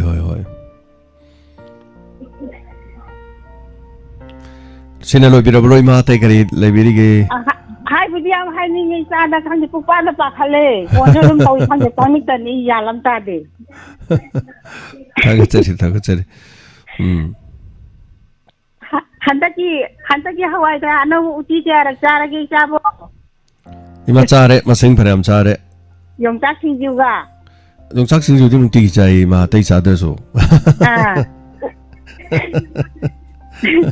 Ko ija na ya ri yang nungai te ima na ba ya de. Ko. Na ba di som chat na na ba do ni de ma phamung do dom to na ba do na te da so ai to bu ꯂꯤꯂꯥꯗꯣ ꯏꯃꯥ ꯁꯣꯏꯗꯕꯤ ꯌꯦꯡꯕ ꯂꯥꯛꯇꯣꯏꯅꯦ ꯑꯩꯈꯣꯏ ꯁꯣꯟꯗꯩ ꯂꯤꯂꯥ ꯇꯧꯕꯤꯅꯕꯁꯨ ꯂꯩꯇꯦ ꯌꯦꯡꯕ ꯐꯪꯗꯦꯕ ꯐꯅꯤ ꯏꯃꯥ ꯁꯣꯏꯗꯅ ꯂꯥꯛꯄꯤꯌꯨ ꯊꯥꯒꯠꯆꯔꯤ ꯏꯃꯥ ꯀꯣ ꯌꯥꯝ ꯅꯨꯡꯉꯥꯏꯖꯩ ꯑꯣꯖꯥ ꯑꯃ ꯁꯤꯗ ꯌꯥꯎꯈ꯭ꯔꯦ ꯑꯣꯖꯥ ꯀꯅꯥꯅꯣ ꯑꯣ ꯔꯘꯨꯃꯅꯤ ꯁꯤꯖꯒꯨꯔꯨ ꯃꯌꯨꯝ ꯐꯖꯅ ꯑꯗꯨꯝ ꯍꯥꯏꯁꯤꯗ ꯋꯥꯍꯩꯁꯤꯡꯀꯣ ꯑꯣꯖꯥ ꯔꯘꯨꯃꯅꯤ ꯁꯤꯖꯒꯨꯔꯨ ꯃꯌꯨꯝ ꯑꯣꯖꯥꯁꯨ ꯅꯣꯡꯃ ꯑꯗꯨꯝ ꯍꯟꯅꯨꯔꯛꯀꯅꯤ ꯍꯥꯏꯇꯥꯔꯦ ꯑꯣꯖꯥ ꯁꯨꯝ ꯅꯍꯥ ꯑꯣꯏꯔꯒ ꯂꯩꯔꯣꯏꯕ ꯅꯣꯡꯃꯗꯤ ꯑꯣꯖꯥꯁꯨ ꯅꯍꯥ ꯑꯣꯏꯔꯝꯕꯗꯤ ꯑꯍꯜ ꯑꯣꯏꯔꯛꯀꯗꯣꯏꯅꯤ ꯑꯍꯜ ꯑꯣꯏꯔꯛꯄ ꯃꯇꯝꯗꯗꯤ ꯃꯤꯅ ꯃꯅꯝ ꯅꯝꯊꯤ ꯑꯗꯒꯤ ꯑꯍꯜ ꯑꯣꯏꯔꯦ ꯍꯩꯅꯗꯦ ꯑꯗꯨ ꯇꯧꯗꯦꯅ ꯇꯧꯔꯛꯀꯗꯣꯏꯅꯤ ꯃꯌꯥꯝꯁꯦ ꯏꯁꯤꯡ ꯕꯥꯜꯇꯤꯟ ꯑꯃ ꯊꯥꯡꯕ ꯉꯝꯃꯣꯏꯗꯧꯔꯤꯕꯅꯤ ꯍꯥꯏꯖꯔꯤꯕ ꯑꯗꯨꯅ so we should respect our elders ꯑꯩꯈꯣꯏꯒꯤ ꯑꯍꯜ ꯂꯃꯟꯁꯤꯡ ꯑꯩꯈꯣꯏꯒꯤ ꯔꯦꯁꯄꯦꯛ ꯇꯧꯁꯦ ꯑꯗꯨꯅ ꯐꯖꯕ ꯋꯥꯍꯩ ꯍꯥꯏꯁꯦ ꯄꯩꯁꯥ ꯇꯤꯡꯗꯦꯗ ꯃꯤ ꯅꯨꯡꯁꯤꯕꯗꯀꯣ ꯑꯗꯨꯅ ꯐꯖꯕ ꯋꯥꯍꯩ ꯍꯥꯏꯒꯗꯕꯅꯤ ꯑꯩꯒꯤ ꯃꯣꯠꯅꯤꯀꯣ ꯂꯥꯜꯂꯝꯕꯁꯨ ꯌꯥꯏ ꯍꯜꯂꯣ ꯃꯤꯡ ꯑꯃꯗ ꯂꯩꯐꯝ ꯍꯥꯏꯕꯤꯁꯤ ꯍꯜꯂꯣ ꯑꯣꯖꯥ ꯀꯛꯆꯤꯡꯗꯒꯤ ꯁꯃꯥ ꯅꯣꯡꯃꯥꯏꯊꯦꯝꯅꯤ ꯇꯔꯥꯝꯅ ꯑꯣꯛꯆꯔꯤ ꯍꯥꯏꯕꯤꯌꯨ ꯑꯁ ꯏꯁꯤꯡꯒꯤ ꯍꯥꯏꯔꯒ ꯏꯁꯤꯡ ꯂꯥꯛꯀꯅꯦꯅ ꯉꯁꯥꯏꯗꯤ ꯉꯥꯏꯕꯗ ꯋꯥꯆꯞ ꯒ꯭ꯔꯨꯞꯇ ꯌꯥꯎꯋꯦꯅ ꯉꯥꯏꯕ ꯂꯥꯛꯇ꯭ꯔꯦ ꯏꯁꯤꯡꯁꯤ ꯋꯥꯕꯗ ꯀꯛꯆꯤꯡꯁꯨ ꯇꯨꯔꯦꯟꯗꯤ ꯂꯩꯌꯦꯕꯨ ꯏꯁꯤꯡꯗꯤ ꯂꯥꯛꯇꯗꯅ ꯑꯗ ꯉꯔꯥꯡꯒꯤ ꯏꯁꯄꯦꯛꯇ ꯇꯥꯏ ꯌꯥꯝ ꯅꯨꯡꯉꯥꯏꯖꯩ ꯍꯣꯏ ꯂꯥꯏꯔꯤꯛꯇꯤ ꯑꯩ ꯌꯥꯎꯖꯒꯦꯗ ꯉꯔꯥꯡꯗꯤ ꯉꯥꯏꯕꯅꯦ ꯑꯗꯨ ꯌꯥꯝ ꯊꯦꯡꯅ ꯍꯧ ꯃꯥꯅꯤ ꯌꯥꯝ ꯊꯦꯡꯅꯗꯤ ꯍꯧꯗꯦ ꯄꯨꯡ 12ꯗ ꯑꯗꯨꯝ ꯑꯩꯁꯤ ꯍꯧꯏ ꯉꯥꯏꯕꯅꯤ ꯄꯨꯡ 12 ꯐꯥꯎꯗꯤ ꯉꯥꯏꯅꯦ 12ꯗ ꯑꯗꯨꯝ ꯍꯧꯏ ꯉꯔꯥꯡ ꯑꯣ ꯑꯩ ꯀꯩꯅꯣ ꯇꯧꯔꯣ ꯑꯗꯨꯝ ꯇꯨꯝꯊꯈꯔꯦ ꯅꯣꯡꯉꯥꯜꯂ ꯇꯥꯖꯔꯦ ꯍꯣꯏ ꯑꯗꯨꯝ ꯇꯥꯏ ꯍꯥꯏꯕꯗꯤ ꯑꯗꯨꯝ ꯇꯥꯖꯔꯦ ꯀꯩꯅꯣꯁꯨ ꯄꯨꯡꯗ ꯕꯥꯔꯣꯟꯁꯨ ꯆꯤꯡꯈꯠꯂ ꯇꯥꯕꯁꯨ ꯌꯥꯎꯏ ꯊꯕꯛ ꯌꯥꯝ ꯆꯤꯟꯕ ꯅꯨꯃꯤꯠꯇꯤ ꯃꯤ ꯂꯥꯛꯑꯗꯤ ꯇꯥꯕ ꯌꯥꯗ꯭ꯔꯥ ꯇꯥꯗ꯭ꯔꯦ ꯍꯣꯏ ꯀꯩꯅꯣꯝꯈꯛꯇ ꯍꯥꯏꯖꯩ ꯑꯩꯗꯤ ꯑꯣꯖꯥ ꯁꯨꯝ ꯍꯥꯏꯖꯩꯑꯕꯀꯣ ꯑꯣꯖꯥ ꯅꯣꯡꯃ ꯌꯦꯠꯆꯕꯗꯤ ꯅꯠꯇꯦꯀꯣ ꯑꯩꯁꯦ ꯁꯨꯝ ꯌꯥꯝ ꯍꯥꯏꯗꯤ ꯀꯩꯅꯣ ꯇꯧꯕꯩ ꯅꯠꯆꯗꯦ ꯑꯣꯖꯥ ꯍꯥꯏꯕꯁꯤ ꯑꯣꯖꯥꯅ ꯅꯨꯡꯉꯥꯏꯖꯗꯕ꯭ꯔꯥ ꯀꯩꯅꯣ ꯑꯩꯗꯤ ꯁꯨꯝ ꯍꯥꯏꯗꯤ ꯑꯣꯖꯥ ꯂꯣꯏ ꯀꯧꯖꯩꯕ ꯃꯤ ꯁꯨꯝ ꯂꯥꯛꯄ ꯑꯣꯏꯔꯣ ꯑꯃ ꯑꯣꯏꯔꯣ ꯑꯃ ꯇꯧꯕꯁꯦ ꯑꯣꯖꯥ ꯀꯧꯕꯁꯦ ꯅꯨꯡꯉꯥꯏꯖꯗꯕ ꯍꯥꯏꯇꯥꯔꯦ ꯑꯩꯅ ꯑꯩꯈꯣꯏꯒꯤ ꯃꯤꯡꯅꯤꯗꯅꯀꯣ ꯑꯗꯨꯝ ꯁꯝꯅꯤ ꯍꯣꯏ ꯑꯣꯖꯥ ꯍꯥꯏꯕꯨꯗꯤ ꯁꯨꯝ ꯑꯩꯅ ꯁꯥꯔ ꯀꯧꯍꯟꯅꯤꯡꯕꯗꯤ ꯅꯠꯇꯦ ꯃꯌꯥꯝꯅ ꯁꯨꯝ ꯁꯥꯔꯕꯨ ꯀꯧꯔꯕꯨ ꯈꯤꯇꯪ ꯑꯗꯨꯐꯥꯎ ꯌꯥꯏ ꯏꯅꯥꯎ ꯀꯧꯔꯁꯨ ꯌꯥꯏ ꯑꯗꯒꯤ ꯏꯕꯨꯡ ꯀꯧꯔꯁꯨ ꯌꯥꯏ ꯀꯩꯁꯨ ꯀꯥꯏꯗꯦ ꯑꯩꯈꯣꯏ ꯌꯥꯔꯤꯈꯩ ꯂꯣꯟꯁꯦ ꯍꯣꯏ ꯂꯣꯟ ꯈꯔ ꯁꯦꯝꯗꯣꯛ ꯏꯄꯥ ꯑꯗꯨꯝ ꯍꯥꯏꯔꯁꯨ ꯏꯅꯥꯎ ꯍꯥꯏꯔꯁꯨ ꯑꯗꯨꯝ ꯌꯥꯏ ꯀꯩꯁꯨ ꯀꯥꯏꯗꯦ ꯑꯣꯖꯥ ꯍꯥꯏꯕꯁꯦ ꯑꯣꯖꯥ ꯍꯥꯏꯕ ꯂꯣꯟꯁꯦ ꯑꯣꯖꯥ ꯍꯥꯏꯕꯁꯦ ꯂꯣꯟꯁꯦ ꯑꯩꯈꯣꯏꯅ ꯈꯔ ꯁꯦꯝꯗꯣꯛꯑꯁꯦꯅ ꯈꯔ ꯁꯨꯝ ꯍꯥꯏꯕꯅꯤꯗ ꯉꯁꯥꯏ ꯀꯩꯅꯣ ꯍꯥꯏꯀꯥꯟꯗ ꯑꯣꯖꯥꯁꯦ ꯕꯦꯡꯒꯣꯂꯤꯅꯦꯕ ꯑꯗꯨꯒ ꯑꯣꯖꯥ ꯍꯥꯏꯕꯁꯦ ꯑꯩꯈꯣꯏꯒꯤ ꯑꯁꯦꯡꯕ ꯂꯣꯟ ꯅꯩꯅꯔꯨꯀꯥꯟꯗ ꯂꯤꯟ ꯄꯨꯕ ꯃꯤꯗꯣ ꯑꯣꯖꯥ ꯀꯧꯋꯦꯕ ꯃꯣꯏꯒꯤ ꯕꯦꯡꯒꯣꯂꯤ ꯃꯔꯣꯟꯗ ꯑꯗꯨ ꯐꯖꯗꯦꯗꯅꯀꯣ ꯑꯩꯈꯣꯏꯅ ꯈꯔ ꯁꯨꯝ ꯁꯦꯝꯗꯣꯛꯄ ꯍꯧꯖꯦ ꯍꯥꯏꯕ ꯋꯥꯅꯤ ꯍꯥꯏꯕꯩ ꯋꯥꯅꯤ ꯑꯩꯁꯨ ꯑꯗꯨꯝ ꯃꯤꯉꯣꯟꯗ ꯑꯣꯖꯥ ꯍꯥꯏꯕ ꯑꯗꯨꯝ ꯌꯥꯎꯋꯦ ꯑꯗꯣ ꯑꯩꯈꯣꯏ ꯈꯔ ꯁꯨꯝ ꯍꯧꯔꯁꯤ ꯍꯥꯏꯕꯩ ꯋꯥꯅꯤꯗ ꯆꯍꯤꯕꯨꯗꯤ ꯑꯩꯅ चही 4-5 हल्लंगनी ꯍꯣꯏ ꯀꯩꯁꯨ ꯀꯥꯏꯗꯦ ꯑꯗꯨꯝ ꯑꯃ ꯍꯦꯛꯇ ꯀꯧꯕꯤꯌꯣꯗ ꯑꯣꯖꯥ ꯀꯧꯔꯁꯨ ꯌꯥꯏ ꯑꯃ ꯀꯧꯔꯁꯨ ꯌꯥꯏ ꯑꯩꯈꯣꯏꯗꯤ ꯗꯨꯀꯥꯟꯗ ꯂꯥꯛꯄꯣꯏꯁꯨ ꯀꯣ ꯃꯤ ꯑꯣꯖꯥ ꯀꯔꯤꯡꯁꯤꯒꯤ ꯅꯍꯥꯋꯥꯏꯗꯤ ꯑꯣꯖꯥ ꯂꯣꯏꯅ ꯀꯧꯅꯔꯛꯄꯅꯤꯅ ꯑꯣꯖꯥ ꯁꯨꯝ ꯑꯗ ꯑꯩꯅ ꯀꯧꯕꯗ ꯁꯨꯝ ꯀꯧꯕꯗꯨ ꯅꯨꯡꯉꯥꯏꯖꯗꯕ꯭ꯔꯥ ꯁꯨꯝ ꯈꯟꯕꯒꯤ ꯍꯣꯏ ꯀꯩꯁꯨ ꯀꯥꯏꯗꯦꯗ ꯑꯣꯖꯥ ꯁꯨꯝ ꯀꯧꯕꯗꯤ ꯏꯄꯨꯔꯣꯏꯕꯗ ꯑꯣꯖꯥ ꯑꯗꯨꯕꯨꯗꯤ ꯏꯄꯨꯔꯣꯏꯕꯗꯤ ꯀꯧꯖꯗ꯭ꯔꯦ ꯃꯣꯏ ꯕꯕꯥ ꯍꯥꯏꯔꯁꯨ ꯌꯥꯔꯦ ꯀꯩꯅꯣ ꯀꯧꯔꯁꯨ ꯌꯥꯔꯦ ꯑꯗꯣ ꯁꯨꯝ ꯑꯩꯅ ꯁꯨꯝ ꯑꯗꯨꯏꯗꯨꯒꯤ ꯁꯨꯝ ꯑꯩꯅ ꯍꯥꯏꯗꯤ ꯑꯩꯗꯤ ꯑꯣꯖꯥ ꯂꯣꯏꯅ ꯀꯧꯋꯦꯕ ꯃꯤꯁꯤꯀꯣ ꯌꯥꯏꯗ ꯀꯩꯁꯨ ꯀꯥꯏꯗꯦꯗ ꯑꯗꯣ ꯀꯧꯕꯤꯌꯨ ꯁꯨꯝ ꯑꯩꯅ ꯑꯗꯨꯏꯗꯨꯒꯤ ꯁꯨꯝ ꯑꯗꯨꯁꯨ ꯑꯩꯅ ꯍꯪꯖꯅꯤꯡꯉꯝꯕ ꯈꯔ ꯁꯦꯝꯗꯣꯛ ꯇꯧꯕꯅꯤꯗ ꯏꯌꯥꯝꯕ ꯑꯗꯒꯤꯗꯤ ꯏꯃꯥ ꯏꯆꯦ ꯑꯗꯒꯤ ꯏꯃꯥꯒ ꯍꯥꯏꯔꯁꯨ ꯏꯃꯥꯁꯤꯗ ꯈꯤꯇꯪꯒ ꯅꯨꯡꯁꯤꯔꯗꯤ ꯏꯃꯥ ꯏꯕꯦꯝꯃ ꯀꯥꯏ ꯍꯥꯏꯕꯁꯦ ꯁꯨꯝ ꯂꯩꯗꯅꯀꯣ ꯂꯣꯟꯒꯤ ꯋꯥꯅꯤda ꯑꯗ ꯂꯣꯟꯒꯤ ꯅꯩꯅꯕꯒꯤ ꯑꯩꯁꯦ ꯃꯃꯥꯡꯒꯤꯗ ꯑꯩ ꯆꯠꯂꯨꯏꯕ ꯂꯣꯟ ꯅꯩꯅꯕ ꯑꯃꯈꯛ ꯆꯠꯂꯦꯕ ꯑꯗ ꯑꯩꯁꯨ ꯈꯔ ꯌꯦꯠꯂꯦ ꯍꯥꯏꯇꯥꯔꯦ ꯌꯦꯠꯄꯗꯤ ꯍꯤꯠꯇ ꯌꯦꯠꯄ ꯅꯠꯇꯦꯗ ꯑꯩꯅ ꯂꯩꯇꯕ ꯂꯣꯟꯁꯤꯡ ꯑꯩꯈꯣꯏꯒꯤ ꯂꯩꯇꯕꯁꯤꯡꯁꯤ ꯀꯃꯥꯏꯅ ꯇꯧ ꯇꯥꯔꯦ ꯀꯥꯏꯅ ꯁꯨꯝ ꯌꯦꯠꯄꯗꯣ ꯁꯝꯅ ꯍꯥꯏꯔꯕꯗ ꯇꯦꯕꯜ ꯍꯥꯏꯁꯤ ꯀꯔꯤ ꯍꯥꯏꯗꯣꯏꯅꯣ ꯁꯥꯏꯀꯜ ꯍꯥꯏꯁꯤ ꯀꯔꯤ ꯍꯥꯏꯗꯣꯏꯅꯣ ꯀꯥꯏꯅ ꯑꯗꯣ ꯂꯩꯈꯤꯗ꯭ꯔꯕ ꯑꯗꯨꯒ ꯍꯥꯟꯅ ꯁꯨꯝ ꯆꯤꯟꯗ ꯄꯛꯈ꯭ꯔꯕ ꯈꯔꯗꯤ ꯑꯗꯨꯝ ꯁꯤꯖꯤꯟꯅꯕ ꯌꯥꯏꯗ ꯀꯥꯏꯅ ꯍꯥꯏꯌꯦꯕꯀꯣ ꯑꯗꯨꯝ ꯑꯍꯜ ꯂꯃꯟꯁꯤꯡꯅ ꯑꯗꯨꯃꯥꯏꯅ ꯁꯨꯝ ꯇꯥꯛꯄꯤꯔꯛꯄ ꯌꯥꯎꯋꯦ ꯑꯗꯣ ꯑꯩꯈꯣꯏꯅꯁꯨ ꯈꯔ ꯈꯪꯖꯔꯛꯑꯦ ꯍꯥꯏꯇꯥꯔꯦꯀꯣ ꯌꯥꯝꯅ ꯈꯪꯖꯔꯨꯕꯗꯤ ꯅꯠꯇꯦ ꯃꯤꯑꯣꯏꯕ ꯑꯁꯤ ꯇꯝꯕꯒꯤ ꯂꯣꯏꯕ ꯅꯥꯏꯗꯦ ꯑꯗꯨꯒ ꯁꯦꯝꯗꯣꯛꯄꯗꯤ ꯑꯩꯈꯣꯏꯅ ꯍꯧꯒꯗꯧꯅꯦꯕ ꯏꯟꯗ꯭ꯔꯗꯤ ꯆꯠꯂꯣꯏꯅ ꯑꯩꯅ ꯍꯥꯏꯖꯕꯗꯣ ꯑꯩꯈꯣꯏ ꯈꯔꯅꯦ ꯏꯟꯕ ꯍꯧꯕ ꯃꯊꯧ ꯇꯥꯏ ꯍꯥꯏꯕ ꯇꯥꯔꯦ ꯉꯁꯤꯒꯤ ꯄꯨꯛꯅꯤꯡꯒꯤ ꯋꯥꯔꯣꯜ ꯑꯩꯈꯣꯏꯅ ꯇꯧꯖꯔꯤꯁꯤ ꯀꯔꯤꯅꯣ ꯍꯥꯏꯀꯥꯟꯗ ꯇꯥꯕꯤꯕꯁꯤꯗ ꯌꯥꯅꯤꯡꯗꯕꯁꯨ ꯌꯥꯎꯕꯤꯔꯝꯒꯅꯦꯕ ꯌꯥꯅꯤꯡꯕꯁꯨ ꯌꯥꯎꯕꯤꯔꯝꯒꯅꯤ ꯑꯗꯒꯤ ꯌꯥꯝꯅ ꯇꯦꯟꯁꯟ ꯂꯩꯕ ꯃꯤꯁꯨ ꯑꯗꯨꯝ ꯌꯥꯎꯕꯤꯔꯝꯒꯅꯤ ꯈꯖꯤꯛ ꯑꯩꯈꯣꯏ ꯁꯦꯝꯗꯣꯛꯄ ꯍꯧꯍꯧꯗ꯭ꯔꯒꯗꯤ ꯑꯩꯈꯣꯏꯒꯤ ꯏꯆꯥ ꯏꯁꯨꯁꯤꯡꯅ ꯍꯌꯦꯡꯕꯨ ꯑꯩꯈꯣꯏꯅ ꯊꯤꯅ ꯑꯩꯈꯣꯏꯕꯨ ꯉꯥꯡꯕ ꯇꯥꯔꯦꯕ ꯀꯔꯤꯅꯣ ꯑꯩꯈꯣꯏꯒꯤ ꯏꯄꯥ ꯏꯄꯨ ꯂꯩꯔꯝꯃꯤꯁꯤꯡꯁꯤꯕꯨ ꯀꯔꯤꯝꯇ ꯍꯣꯠꯅꯕꯤꯔꯝꯗꯦꯗꯀꯣ ꯀꯥꯏꯅ ꯍꯌꯦꯡ ꯑꯩꯈꯣꯏꯅ ꯇꯧꯖꯔꯤ ꯊꯧꯔꯝꯁꯤ ꯔꯦꯀꯣꯔꯗ ꯌꯨꯇ꯭ꯌꯨꯕꯇ ꯑꯗꯨꯝ ꯂꯩꯍꯧꯗꯧꯔꯕꯅꯤ ꯉꯁꯤꯗꯒꯤ ꯆꯍꯤ 50ꯒꯤ ꯃꯇꯨꯡꯗ ꯑꯩꯈꯣꯏꯒꯤ ꯏꯁꯨꯁꯤꯡꯗꯨꯅ ꯂꯥꯛꯄꯗ ꯃꯈꯣꯏꯅꯀꯣ ꯑꯁ ꯃꯇꯝ ꯈꯔꯒꯤ ꯃꯃꯥꯡꯗ ꯗꯥꯏꯃꯟ ꯇꯤꯚꯤ ꯀꯧꯕ ꯑꯃꯗ ꯁꯨꯃꯥꯏꯅ ꯇꯧꯗꯅ ꯖꯦꯝꯁ ꯍꯥꯏꯒ꯭ꯔꯨꯖꯝ ꯑꯃꯗꯤ ꯀꯣꯂꯔ ꯃꯌꯥꯝꯒ ꯇꯧꯗꯅ ꯀꯔꯤꯒꯨꯝꯕ ꯈꯔ ꯁꯦꯝꯗꯣꯛꯅꯕꯗꯤ ꯍꯣꯠꯅꯖꯔꯝꯃꯤꯅꯦ ꯀꯥꯏꯅ ꯍꯥꯏꯅꯒꯗꯧꯔꯤꯕꯅꯤ ꯍꯥꯏꯖꯔꯤꯕ ꯑꯗꯩ ꯋꯥꯍꯩ ꯋꯥꯇꯥ ꯐꯖꯗꯕ ꯃꯤꯁꯤꯡ ꯑꯩꯈꯣꯏ ꯊꯧꯔꯝꯁꯤ ꯌꯥꯎꯔꯛꯄꯗ ꯊꯛꯁꯤꯒꯥꯁꯤ ꯅꯥꯏꯗꯕ ꯄꯛꯇꯦꯍꯦ ꯑꯗꯨ ꯇꯧꯗꯦꯍꯦ ꯑꯗꯥ ꯇꯧꯗꯦ ꯑꯁ ꯅꯣꯏ ꯑꯗꯨ ꯉꯥꯛꯇ ꯑꯗꯥ ꯌꯥꯝ ꯇꯧꯔꯝꯃꯦꯕ ꯍꯧꯖꯤꯛꯇꯤ ꯀꯥ ꯍꯦꯟꯅ ꯌꯥꯎꯗ꯭ꯔꯦ ꯃꯔꯛꯇ ꯑꯃꯒꯨꯝꯕ ꯑꯅꯤꯒꯨꯝꯕ ꯍꯦꯛ ꯌꯥꯎꯔꯛꯏ ꯑꯗꯣ ꯃꯈꯣꯏꯁꯨ ꯉꯥꯏꯔꯦ ꯍꯧꯖꯤꯛꯇꯤ ꯁꯨꯝ ꯄꯨꯟꯁꯜꯂꯛꯇꯅ ꯁꯨꯝ ꯌꯥꯎꯁꯜꯂꯛꯇꯅ ꯑꯩꯈꯣꯏꯒꯤ ꯃꯐꯝꯁꯤꯗꯒ ꯂꯥꯛꯄꯤꯗꯅ ꯑꯗꯒꯤ ꯃꯔꯨꯞ ꯃꯄꯥꯡ ꯑꯣꯏꯗꯅ ꯑꯗꯨꯒ ꯀꯔꯤ ꯍꯥꯏꯅꯤ ꯃꯥꯅ ꯈꯪꯖꯕꯁꯨ ꯑꯩꯈꯣꯏ ꯃꯌꯥꯝꯗꯒ ꯇꯥꯛꯄꯤꯗꯅ ꯑꯩꯈꯣꯏꯁꯨ ꯈꯪꯕ ꯅꯠꯇꯦ ꯑꯩꯈꯣꯏꯗꯁꯨ ꯇꯥꯛꯄꯤꯌꯣꯕ ꯑꯩꯅ ꯈꯪꯕꯁꯨ ꯍꯥꯏꯖꯒꯦ ꯃꯌꯥꯝꯅ ꯈꯪꯕꯁꯨ ꯇꯥꯛꯄꯤꯌꯨ ꯂꯩꯔꯤꯕ ꯃꯌꯥꯝ ꯑꯐꯕ ꯃꯌꯥꯝꯗꯣ ꯄꯨꯊꯣꯛ ꯌꯦꯟꯅꯔꯒ ꯆꯥꯃꯤꯟꯅꯁꯤ ꯍꯤꯡꯃꯤꯟꯅꯁꯤ ꯑꯩꯈꯣꯏ ꯃꯤꯑꯣꯏꯕꯅꯤ ꯁꯤ ꯈꯛꯇꯒꯤ ꯋꯥꯅꯤꯗ ꯑꯇꯩ ꯀꯩꯁꯨ ꯂꯩꯇꯦ ꯑꯗꯨꯃꯥꯏꯅ ꯍꯥꯏꯇꯥꯔꯦꯀꯣ ꯊꯦꯡꯛ ꯌꯨ ꯑꯣꯖꯥ ꯀꯧꯁꯨ ꯅꯨꯡꯉꯥꯏꯇꯅ ꯏꯄꯥꯟ ꯀꯧꯁꯨ ꯅꯨꯡꯉꯥꯏꯇꯦꯗꯅ ꯁꯨꯝ ꯋꯥꯔꯤ ꯁꯥꯟꯅꯔꯀꯥꯟꯗꯕꯨꯗꯤ ꯅꯨꯡꯉꯥꯏꯖꯕ ꯌꯥꯏꯗ ꯀꯩꯅꯣ ꯅꯨꯡꯉꯥꯏꯇꯕꯒꯤꯅꯤꯗ ꯑꯗꯨꯃꯥꯏꯅ ꯍꯥꯏꯗꯤ ꯑꯩꯈꯣꯏ ꯁꯨꯝ ꯅꯍꯥꯟꯋꯥꯏꯗꯒꯤ ꯑꯣꯖꯥ ꯍꯥꯏꯗꯤ ꯅꯍꯥꯟꯋꯥꯏꯗ ꯁꯨꯝ ꯀꯧꯔꯛꯄꯅꯤꯅ ꯃꯅꯤꯄꯨꯔꯗꯗꯤ ꯀꯔꯤ ꯍꯥꯏꯅ ꯀꯧꯅꯤ ꯇꯥꯛꯄꯤꯕ ꯍꯥꯏꯒꯗ꯭ꯔꯥ ꯀꯔꯤ ꯍꯥꯏꯗꯅ ꯀꯧꯔꯨꯕꯁꯨ ꯌꯥꯗꯕꯅꯤꯅ ꯑꯗꯨ ꯍꯥꯏꯗꯤ ꯁꯨꯃꯥꯏꯅ ꯍꯥꯏꯈꯤꯕ ꯍꯣꯏ ꯑꯗꯨꯝ ꯍꯥꯏꯅꯩ ꯑꯣꯖꯥꯒꯤ ꯃꯍꯨꯠꯁꯦ ꯑꯗꯨꯝ ꯁꯤꯟꯇꯥꯛꯄ ꯍꯥꯏꯅꯩ ꯋꯥꯔꯤꯕꯨ ꯑꯣꯏꯕ ꯂꯨꯆꯤꯡꯕ ꯒ ꯍꯥꯏꯅꯩ ꯂꯤꯆꯤꯡ ꯄꯨꯔꯦꯟ ꯒꯥꯏꯅ ꯄꯪꯅ ꯍꯥꯏꯅꯕꯁꯨ ꯂꯩ ꯑꯃ ꯑꯣꯏꯔꯦ ꯈꯟꯅꯕꯒꯤ ꯂꯣꯏꯕ ꯅꯥꯏꯕ ꯅꯠꯇꯦꯗ ꯁꯣ ꯃꯁ ꯊꯥꯒꯠꯆꯔꯤ ꯑꯗꯨ ꯁꯦꯛꯁꯄꯤꯌꯔ ꯇꯦꯕꯜ ꯍꯥꯏꯁꯤ ꯐꯥꯅꯩꯗꯨꯅ ꯐꯝꯅꯕꯗꯨ ꯀꯧꯔꯦ ꯇꯦꯕꯜ ꯍꯥꯏꯗꯤ ꯂꯨꯔꯦ ꯂꯥꯏꯔꯤꯛ ꯊꯝꯅꯕ ꯍꯥꯏꯕꯁꯨ ꯍꯦꯛ ꯌꯥꯗꯒꯨꯝ ꯇꯧ ꯀꯔꯤ ꯍꯥꯏꯗꯣꯏꯅꯣ ꯒ꯭ꯌꯥꯟ ꯃꯦꯟ ꯇꯥꯗꯦ ꯍꯥꯏꯇꯥꯔꯦ ꯑꯗꯨꯝ ꯂꯣꯟꯁꯦ ꯑꯗꯨꯝ ꯂꯩ ꯑꯗꯨꯅ ꯑꯩꯈꯣꯏꯒꯤ ꯑꯣꯏꯕ ꯂꯣꯟꯁꯨ ꯂꯣꯟ ꯅꯩꯅꯕꯤꯔꯤꯕ ꯃꯌꯥꯝ ꯄꯨꯝꯅꯃꯛꯅ ꯊꯥꯒꯤ ꯆꯦꯐꯣꯡ ꯍꯥꯏꯒꯗ꯭ꯔꯥ ꯑꯗꯒꯤ ꯆꯍꯤꯒꯤ ꯍꯥꯏꯒꯗ꯭ꯔꯥ ꯂꯣꯟꯁꯦ ꯕꯤꯕꯤꯁꯤꯒꯤꯗꯨ ꯑꯗꯨꯝ ꯄꯨꯊꯣꯛꯏꯅꯦꯕ ꯍꯟꯗꯛꯇꯤ ꯂꯣꯟ ꯁꯤ ꯍꯥꯞꯆꯜꯂꯦ ꯍꯟꯗꯛꯇꯤ ꯁꯤ ꯇꯧꯔꯦ ꯁꯤꯒꯨꯝꯕ ꯂꯣꯟ ꯑꯃ ꯂꯩꯔꯦ ꯍꯥꯏꯗꯅ ꯑꯗꯨꯃꯥꯏꯅ ꯇꯧꯗꯅ ꯑꯩꯈꯣꯏꯒꯤꯁꯨ सिꯒꯨꯝꯕ ꯂꯣꯟꯁꯤꯡꯁꯤꯅ ꯁꯤ ꯎꯔꯦ ꯁꯤ ꯑꯣꯏꯔꯦ ꯁꯥꯟꯅꯔꯣꯏꯒ ꯍꯥꯏꯔꯛꯏꯁꯤ ꯀꯣꯟꯅ ꯂꯥꯛꯄ ꯂꯣꯟꯅꯤ ꯍꯥꯏꯕ ꯇꯥꯔꯦꯅꯦ ꯂꯣꯟꯒꯤ ꯃꯔꯝꯗ ꯅꯩꯅꯕꯨꯗꯤ ꯅꯠꯇꯦꯀꯣ ꯑꯗꯨ ꯃꯌꯥꯝꯅ ꯈꯪꯕꯁꯨ ꯑꯗꯨꯝ ꯇꯥꯛꯄꯤꯌꯨ ꯍꯥꯏꯇꯥꯔꯦ ꯑꯩꯅ ꯇꯥꯛꯆꯕꯒꯤ ꯋꯥ ꯅꯠꯆꯗꯦ ꯄꯨꯝꯅꯃꯛꯄꯨ ꯊꯥꯒꯠꯆꯔꯤ ꯍꯥꯟꯅ ꯑꯗꯨꯒ ꯊꯦꯡꯛ ꯌꯨ ꯁꯣ ꯃꯁ ꯉꯔꯥꯡꯒꯤ ꯏꯟꯁꯄꯦꯛꯇꯔ ꯇꯌꯥꯏ ꯃꯈꯥ ꯇꯥꯅꯤꯡꯕꯅ ꯅꯨꯡꯗꯥꯡ ꯌꯥꯡꯅ ꯌꯧꯍꯟꯅꯤꯡꯉꯦꯅ ꯇꯥꯛꯄꯤꯔꯛꯄꯅꯦ ꯊꯦꯡꯛ ꯌꯨ ꯁꯣ ꯃꯁ ꯊꯥꯒꯠꯆꯔꯤ ꯍꯜꯂꯣ ꯖꯦꯝꯁ ꯇꯧꯖꯔꯤꯕ ꯁꯟꯖꯤꯠ ꯃꯣꯏꯔꯥꯡꯊꯦꯝ ꯈꯨꯝꯕꯣꯡꯗꯒꯤ ꯇꯔꯥꯝꯅꯣꯛꯆꯔꯤ ꯁꯟꯖꯤꯠ ꯍꯥꯏꯕꯤꯌꯨ ꯏꯌꯥꯝꯕ ꯑꯩꯈꯣꯏꯒꯤ ꯂꯝꯕꯤꯗ ꯒꯥꯔꯤ ꯐꯪꯗꯕꯒꯤ ꯒꯥꯔꯤ ꯋꯥꯅ ꯉꯥꯏꯔꯒ ꯎꯆꯤꯟ ꯅꯥꯆꯤꯟ ꯒꯥꯔꯤ ꯑꯃ ꯊꯧꯔꯛꯑꯦ ꯑꯗꯨꯒ ꯈꯥꯝꯕꯤꯔꯝꯗꯅ ꯊꯧꯈ꯭ꯔꯦ ꯍꯥꯏꯅ ꯍꯥꯏꯖꯔꯦ ꯅꯣꯡ ꯇꯥꯗꯣꯔꯦꯅ ꯌꯥꯝ ꯍꯔꯥꯎꯔꯨꯔꯦ ꯑꯗꯨꯒ ꯃꯪꯗꯧꯅ ꯃꯪꯕꯤꯔꯝꯃꯦ ꯅꯨꯡꯁꯤꯠ ꯈꯔ ꯁꯤꯜꯂꯝꯃꯦ ꯈꯤꯇꯪ ꯈꯥꯛ ꯂꯥꯎꯔꯝꯃꯦ ꯑꯗꯨꯒ ꯁꯨꯝ ꯇꯥꯗꯤ ꯇꯥꯕꯤꯔꯝꯗ꯭ꯔꯦ ꯃꯐꯝ ꯈꯔꯗꯗꯤ ꯂꯦꯟ ꯐꯖꯅ ꯇꯥꯈ꯭ꯔ ꯃꯥꯜꯂꯦ ꯇꯥꯈ꯭ꯔꯦ ꯇꯧꯔꯤꯁꯦ ꯑꯑꯣꯟꯕꯕꯨꯗꯤ ꯎꯕꯗꯤ ꯁꯨꯝ ꯍꯧꯔꯛꯑꯦ ꯏꯌꯥꯝꯕ ꯃꯁꯤ ꯑꯩꯈꯣꯏꯅ ꯅꯨꯡꯉꯥꯏꯇꯦ ꯍꯥꯏꯗ꯭ꯔꯁꯨ ꯀꯔꯤꯗꯤ ꯎꯄꯥꯏ ꯂꯩ ꯑꯗꯨꯕꯨ ꯏꯁꯤꯡꯁꯦ ꯈꯔꯗꯤ ꯋꯥꯒꯗꯧꯕ ꯃꯥꯜꯂꯦ ꯃꯔꯝꯗꯤ ꯀꯩꯅꯣ ꯀꯥꯟꯗ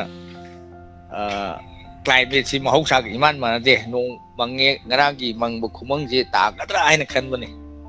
ꯃꯐꯝ ꯈꯔꯗꯤ ꯄꯥꯡꯒꯩꯗꯒꯗꯤ ꯂꯦꯟꯁꯦ ꯍꯩꯊꯗꯅ ꯎꯈ꯭ꯔꯨꯜꯗꯒꯗꯤ ꯂꯦꯟꯒꯤ ꯂꯦꯟ ꯉꯥꯛꯇ ꯉꯥꯏꯗꯅ ꯑꯉꯛꯄ ꯃꯑꯣꯡꯗ ꯇꯥꯏ ꯍꯥꯏꯇꯥꯔꯦ ꯂꯦꯟꯁꯨꯀꯣ ꯅꯣꯡ ꯍꯥꯡꯈ꯭ꯔ ꯃꯇꯨꯡꯗ ꯂꯦꯟꯁꯦ ꯇꯨꯝꯗꯗꯅ ꯃꯌꯥꯝꯅ ꯑꯩꯈꯣꯏꯒꯤ ꯁꯦꯃꯤꯅꯥꯔ ꯃꯊꯛꯇꯒ ꯀꯣꯠꯄ ꯈꯣꯠꯄ ꯂꯝꯄꯥꯛꯇꯒ ꯉꯧꯔꯣꯛ ꯉꯧꯅꯒ ꯂꯩꯕꯗꯨ ꯌꯦꯡꯕꯗ ꯌꯥꯝꯅ ꯑꯉꯛꯄ ꯑꯃ ꯑꯣꯏꯌꯦ ꯑꯗꯨꯕꯨ ꯀꯨꯝꯁꯤꯗꯤ ꯈꯔꯗꯤ ꯋꯥꯗꯤ ꯋꯥꯔꯅꯤ ꯑꯗꯨꯕꯨ ꯑꯩꯈꯣꯏꯅ ꯋꯥꯏ ꯍꯥꯏꯗꯅꯁꯨ ꯎꯄꯥꯏ ꯂꯩꯇꯕꯅꯤꯅ ꯏꯁꯥꯒꯤ ꯃꯅꯥꯛ ꯅꯛꯄꯗ ꯂꯩꯔꯤꯕ ꯏꯁꯤꯡꯁꯤꯡꯁꯦ ꯈꯖꯤꯛ ꯈꯖꯤꯛ ꯀꯃꯥꯏꯅ ꯇꯧꯔꯒ ꯁꯤꯖꯤꯟꯅꯔꯒ ꯈꯔ ꯀꯨꯏꯅ ꯆꯠꯀꯗꯒꯦ ꯍꯥꯏꯕ ꯃꯑꯣꯡꯗ ꯈꯔ ꯁꯤꯖꯤꯟꯅꯔꯒ ꯑꯩꯈꯣꯏ ꯑꯋꯥ ꯑꯅꯥ ꯈꯪꯃꯤꯟꯅꯔꯒ ꯄ꯭ꯔꯀꯤꯇꯤꯅ ꯑꯩꯈꯣꯏꯗ ꯄꯤꯔꯤꯕ ꯃꯍꯧꯁꯥꯅ ꯑꯩꯈꯣꯏꯗ ꯄꯤꯔꯤꯕ ꯆꯥꯡꯌꯦꯡꯁꯤꯅ ꯃꯔꯝ ꯑꯣꯏꯔꯀꯥꯟꯗ ꯑꯩꯈꯣꯏꯅꯁꯨ ꯄꯨꯛꯅꯤꯡꯗ ꯍꯥꯟꯅꯗꯒꯤ ꯍꯧꯅ ꯈꯜꯂꯝꯗ꯭ꯔꯒꯁꯨ ꯍꯟꯗꯛꯀꯤ ꯆꯍꯤꯒꯤ ꯃꯇꯨꯡꯗꯒꯤꯗꯤ ꯎꯄꯥꯟ ꯋꯥꯄꯥꯟ ꯍꯥꯏꯕꯁꯤ ꯑꯩꯈꯣꯏꯒꯤ ꯈ꯭ꯋꯥꯏꯗꯒꯤ ꯅꯛꯅꯕ ꯃꯔꯨꯞ ꯑꯃ ꯑꯣꯏꯔꯦ ꯍꯥꯏꯕꯁꯤ ꯏꯁꯣꯔꯅ ꯈꯪꯉꯁꯅꯨ ꯍꯥꯏꯗꯅ ꯑꯗꯨꯃꯥꯏꯅ ꯇꯧꯕ ꯃꯥꯜꯂꯦ ꯏꯌꯥꯝꯕ ꯌꯥꯝ ꯅꯨꯡꯉꯥꯏ ꯏꯌꯥꯝꯕ ꯃꯌꯥꯝꯅ ꯑꯩꯈꯣꯏꯒꯤ ꯄꯨꯛꯅꯤꯡꯒꯤ ꯋꯥꯔꯣꯜ ꯌꯥꯝ ꯅꯨꯡꯉꯥꯏꯕ ꯗꯥꯏꯃꯟ ꯇꯤꯚꯤꯒꯤ ꯊꯧꯔꯝ ꯑꯃꯅꯤ ꯏꯟꯁꯄꯦꯛꯇꯔ ꯇꯌꯥꯏ ꯌꯥꯝ ꯅꯨꯡꯉꯥꯏꯕ ꯊꯧꯔꯝ ꯑꯃꯅꯤ ꯃꯔꯝ ꯑꯁꯤ ꯑꯩꯈꯣꯏꯒꯤ ꯏꯟꯁꯄꯦꯛꯇꯔ ꯇꯌꯥꯏ ꯑꯃꯗꯤ ꯄꯨꯛꯅꯤꯡꯒꯤ ꯋꯥꯔꯣꯜ ꯑꯅꯤꯁꯤꯅ ꯃꯤꯌꯥꯝꯗ ꯀꯥꯎꯉꯝꯃꯔꯣꯏꯗꯧꯕ ꯑꯗꯨꯒꯨꯝꯕ ꯗꯥꯏꯃꯟ ꯇꯤꯚꯤꯒꯤ ꯊꯧꯔꯝ ꯑꯃ ꯑꯣꯏꯍꯟꯕꯤꯗꯨꯅ ꯇꯨꯡꯒꯤ ꯃꯤꯔꯣꯜꯅꯁꯨ ꯑꯐꯕ ꯀꯌా ꯑꯃ ꯇꯧꯕꯤꯔꯛꯄ ꯑꯣꯏꯁꯅꯨ ꯍꯥꯏꯕ ꯋꯥꯐꯝꯁꯨ ꯊꯝꯖꯔꯒ ꯏꯌꯥꯝꯕ ꯖꯦꯐꯁꯅ ꯉꯁꯤ ꯍꯣꯠꯅꯕꯤꯔꯤꯕ ꯁꯤ ꯅꯅꯥꯎ ꯑꯃ ꯑꯣꯏꯅ ꯍꯥꯏꯅꯤꯡꯉꯥꯏ ꯂꯩꯇꯅ ꯊꯥꯒꯠꯆꯩ ꯏꯌꯥꯝꯕꯒꯨꯝꯕ ꯃꯤꯑꯣꯏ ꯀꯌꯥ ꯑꯃꯁꯨ ꯇꯨꯡꯗ ꯄꯣꯛꯄꯤꯔꯛꯄ ꯑꯣꯏꯁꯅꯨ haidana isoda thamoi sengna thonijari haiba wafamsi thamjaraga tinsenjagi yamba Thagachari Sanjit yam nungaijai ina khoi mayam leibagine khoi leijari su kaiso mo nate aina kaiso tawruba nate mayam aina hodok charuba da ina khoi mayam leibibaduna dogi cheichal mayam leiba ojaguru mayam leibado uduna ne haiba tai tang taraga mapan se ekoi chatmina se thabak sangaga dino majing no mitni yaubiyo khoi jiten kumar gi manak tangam jaba khara tum khudul tamuse aroiba nate madogi matung na mina mateng piraga sodum piru se edogi yari makai masa masa ki sudum GP dum koina provide tawse aduga mathang anabadi yamani na habatai dum marak sida su yam nungai tabase aina ngarang so haijaba ekoi gi mayam marak sida yawba sei saktana dum yawba inauma kini feloi sele ma su donor oibani adu ma gi khalobadi yam nungai te haitare adu ma nahan la ambadu degi so aise ai sada so haitare mana changa ga ingon da haibo haima hai ai sidring ai sidi yamba unage na la abani nai ade nam nungai tab aduma haigano karigino kasu tawre ngai kho mapando resu chalaga mutang yeng thoga kana khangni dialysis samuk tawraga fatna na fara di fani adana sugar level sunate bp level sunate painkiller cha ba sunate karigino kari oidoi no mutang yeng kisi haida nai nei naw du so hai tare aduna yame mateng tawgodori se aduna inaw du gisu law leite ma adana akhone tajabada inkol ma layolani hai aduna yengbione mayam sida yaubiri ba mayam thorom tawbiri ba singsi adugumba fiba mama adugumba matam ma lakani haiba mama sana khangba natte aduna mama sada su thulei sini siguma tholokpa se aduna aina khalle baina as ingonda ga thodi kamai tawnin khona tawgi khallisi yamne baduna sanjit na so haibiri ko aduna ina khoina thambiri ba pibiri ba mafam thida adu manghanjaning de hajari ba aduna adom da chatpa pami adom da suma tawba pami maduna maram orakanda medal fangnanaba duna maram orakanda aibu gold medal huknanaba ingonda yananaba gidama kariguma matana chade maduda piraklaba su logadaba leite aduna siguma mayam se kari haiduno ekoi onsilakanda mateng su pangmina se hanadagi pangduna su lai donors da su yawba mine mi yawaba mateng pangba mine ngasidi mama sagi matamamuk tarari ekoina mabu kananaba honabada su ekoina honamina si haibu wafam se tamjage thagachari naw sanjit aduga kedordoino sidaba punsi ngakta ni da aduna khalubadaba adun ngarang na di saje do aisu nukhar gar kan nungai ta ba ko adum pungson action jale hai tai adu ngarang inspector te agi wari ngasi soidana maki aibiu mayam wari dugi makhada kari thogdok thorkani kari crime torkani habadu khangminasi ima sama amuk lakhre hello igo kano anabagi budi panghang hangnari ko akoigi nahawerangine angang ning thokongdagi kesi nawboido adu phagrabra haiba masi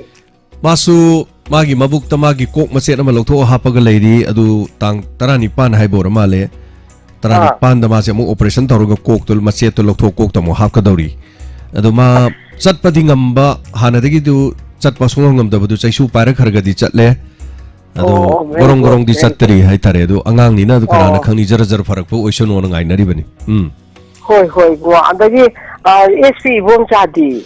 o magi su khargadi dum chatpa ngame adu bu magi oiba ekoi mateng tang 18 da chatkadori ni mai bema hoi ma je kano tau brai ba yam serious ta brai ba serious haiba budi pamung da dom tuba budi na te du khwang na badu maram oirakanda layeng ba treatment khar chathabud hida guli khar ka pakor chaba tawgadaba adramasu koina layeng akpani na maran mathum laisalakta mina pangak pasu adu mangai kesu laktra kundi pangak panate do pirak padin sing mari manga taruk tare tara kunduna di kari tawruni aduna nangi nahawaram thana diba GP do adum yabra hoi ai ma ibom chagi kaino angam bakita haki bunga happy hima mayam na happy rakpani khorana ngai jari se du drama acting ji aseng ba SP natra joba ya maleba nungsiye phai bo tham thagachari mathang da muk video mo honjage video se kangpokpi gi jaga da khoigi manipur police na popi pambi yan that khibagini sini sinau singna da mafam du chalaga ayu angan basida lechin thabas de yengbiu yot ki thangai macha do pairagan kan thaliba mayam tawriba mayam se chilinau si tawriba yamba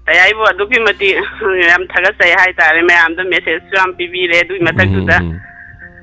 ꯑꯗꯣ ꯀꯩꯅꯣ ꯇꯧꯕꯅꯦ ꯃꯣꯏꯔꯥꯡꯒꯣꯝꯗꯒ ꯑꯩꯈꯣꯏꯒꯤ ꯂꯤꯂꯥꯒ ꯃꯐꯝ ꯈꯨꯗꯤꯡꯃꯛ ꯂꯩꯕꯁꯦ ꯑꯩꯅ ꯇꯌꯥꯏꯒꯤ ꯑꯣꯏꯖꯥꯠꯂꯥ ꯑꯗꯨꯝ ꯍꯪꯉꯦꯕ ꯌꯥꯎꯕ꯭ꯔꯥ ꯍꯥꯏꯅ ꯑꯗ ꯑꯩꯈꯣꯏꯅ ꯀꯩꯅꯣꯗ ꯀꯥꯞꯄ ꯈꯣꯠꯄ ꯀꯩꯗꯧꯕꯗꯨꯗꯤ ꯀꯩꯅꯣ ꯇꯧꯗꯕꯗꯣ ꯇꯌꯥꯏꯒ ꯍꯦꯛ ꯊꯦꯡꯅ ꯇꯥꯔꯒꯗꯤ ꯃꯌꯥꯝ ꯑꯩꯈꯣꯏꯒꯤ ꯑꯅꯥ ꯑꯌꯦꯛ ꯀꯔꯤ ꯀꯔꯥꯁꯤꯡꯗ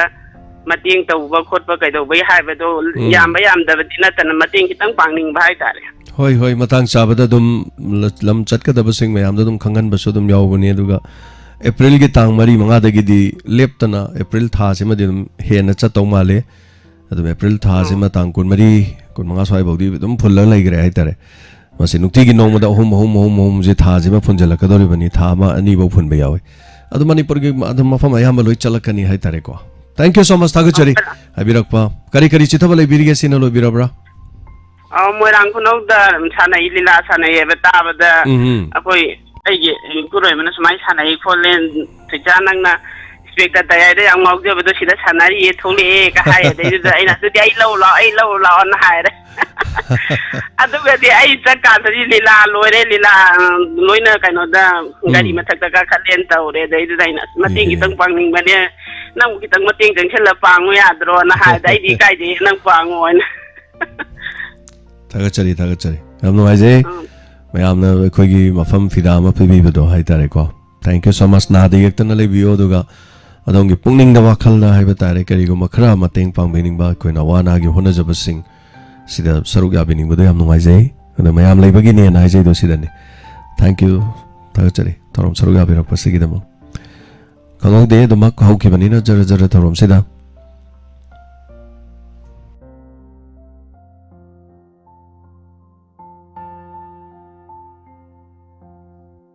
Hello, minga mo telephone habisi. Hello. Nanaw san khaibam haji famung dagi. Phone tawjarpuni nanaw su haksangam dabana. Kari hebtare pungi warundi dum tazaba yamba. Adu phone tawung man kitana phone tawjarpuni yamba. Aduga yamba bu ahan maktada kai kunzubu uchari. Amadi ta video pumna makpusu san khaibam na kai khumnazaba ko uchana ko nonjari habji thamjagi yamba ngasai mamangda apai walar me na ngam chida kogi isingi wakum hai tare wa bagi hai tare ising wa bu wakum se adum aina duna lai yamba masigi matangda nanaw sangi maikai dagi yamna haijaba khangjaba dina chade adubo akoigi chahi khargi mamang asida oiragliba turen gi fibom ase akoigi catchment area singdasu uwa yantatpa yamba अगर नोंग चुबो मतमदा इसिंग कंजाप तौगदबा सिंग अमसुंग उमंगदा हौगिबो उवा सिंगबो ओइगी खुंजा सिंगना अखोइगी जुम cultivation गी दमक्तनी हाइदना मै थादोकपा अदु उ पांबिसिंग अखोइ commercial गी दमक्ता अखोइ यानथतपा तुरेंदा दाम साजिनबा Tourane अमसुंग तोरबांदा ओइ Amod अकाइ लंगथबा अचिना Tourane गी मौसागी फिल्मदा चाउना अकीबा अमा पीरबरा हाइबसिसु ngasiगी पुंगी वरुन यामबगी अचु फजरबा अचिदा पुखचगी यामबा अदुग मसिगा लोइनना मियामदा थकनबा इसिंग पीरिबा मरु ओइरबा तुरेन सिंगी मनुंगदा अखोइगी इमा अखोइगी इरिन तुरेन सु अमनी हाबसिसु थमजगे अदुगा तुरेन असि अखोइगी लांगनाय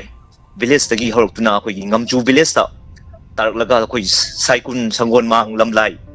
अदुगा टॉप नहारु अदि पांगोंग अमसुंग इरिन बुंग फावरगा सेलक्तुना लिलोंगी इरोंगदा इम्फान तुरेन दा ताई हाबसिसु मयामना खंगनरबो वाफमनी हाबसिसु खंगजगे अदुगा तुरेन असि इम्फान गी तुरेन गी हिस्ट्री अमा ओदिबने हाइदना ननाव न खंजे याम्बा अदुगा तुरेन असे गवर्नमेंट की वाटर ट्रीटमेंट प्लान की कयागी यामना चौरबे इसिंगी सोर्स अमा सु हौजे हौजे सु ओरगा लेरिबने बे याम्बा से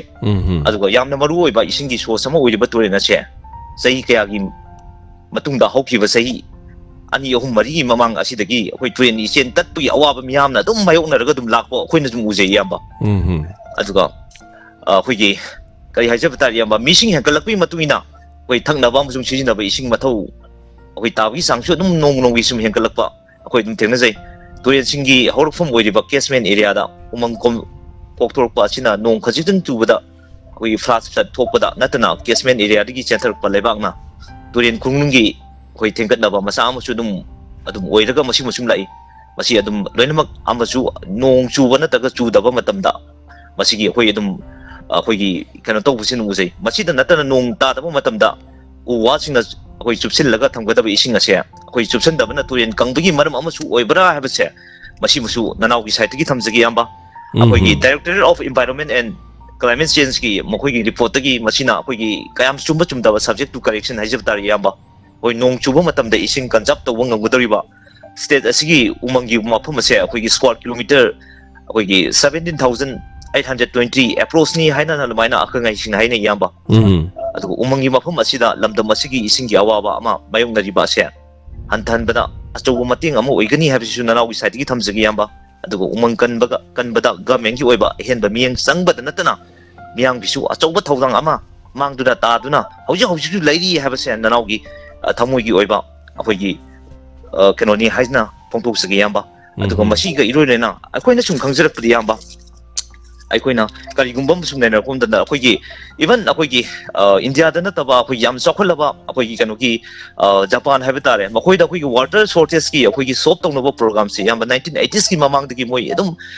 गवर्नमेंट सिंगी हाइबा तारे सेंट्रल गवर्नमेंट सिंना पाइखलग लाई मसीदा फॉर एग्जांपल अखोइ ननाउ अखोइना सुम वाइ सुम अखोइना तमजरको मतमदा ओकिनावा सेंट्रल गवर्नमेंट ना अखोइ याम्बा मखोइगी अखोइगी northern part of the island हाइबा तारे जापान की अदुदा मखोइ इसिंगी शॉर्टेज से अदोकी मति थेंगनबदा मरम ओइरा मखोइदा अखोइगी दाम से याम्बा मणिपुर दसु दाम दी याम सानबा अदुबो अखोइगी सब सरफेस दाम हाइदन याम्बा मखोइजु यामना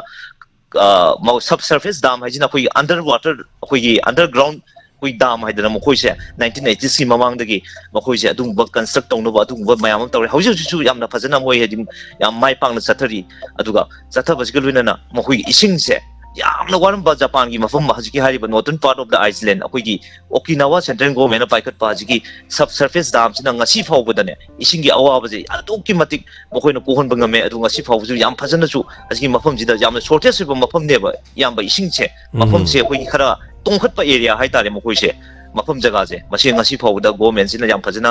अदुगा सालाइरी अदुगा मसिगी मतकता अखोइगी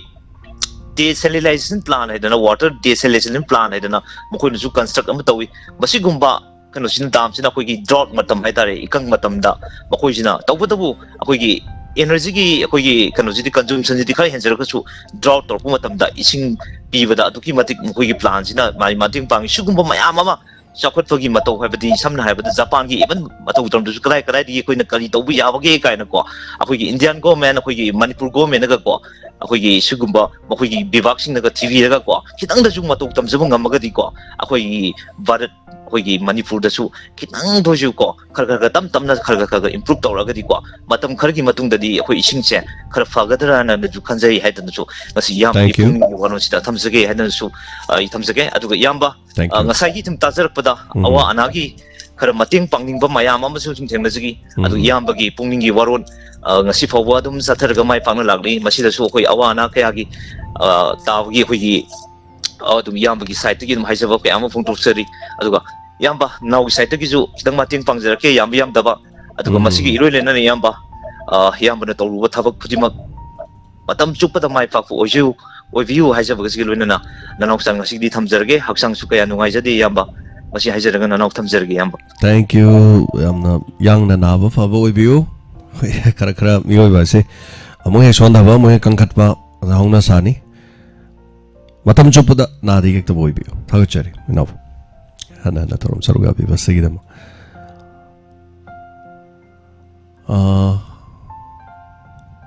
मथंगी कोलर मसु corona गाइजरी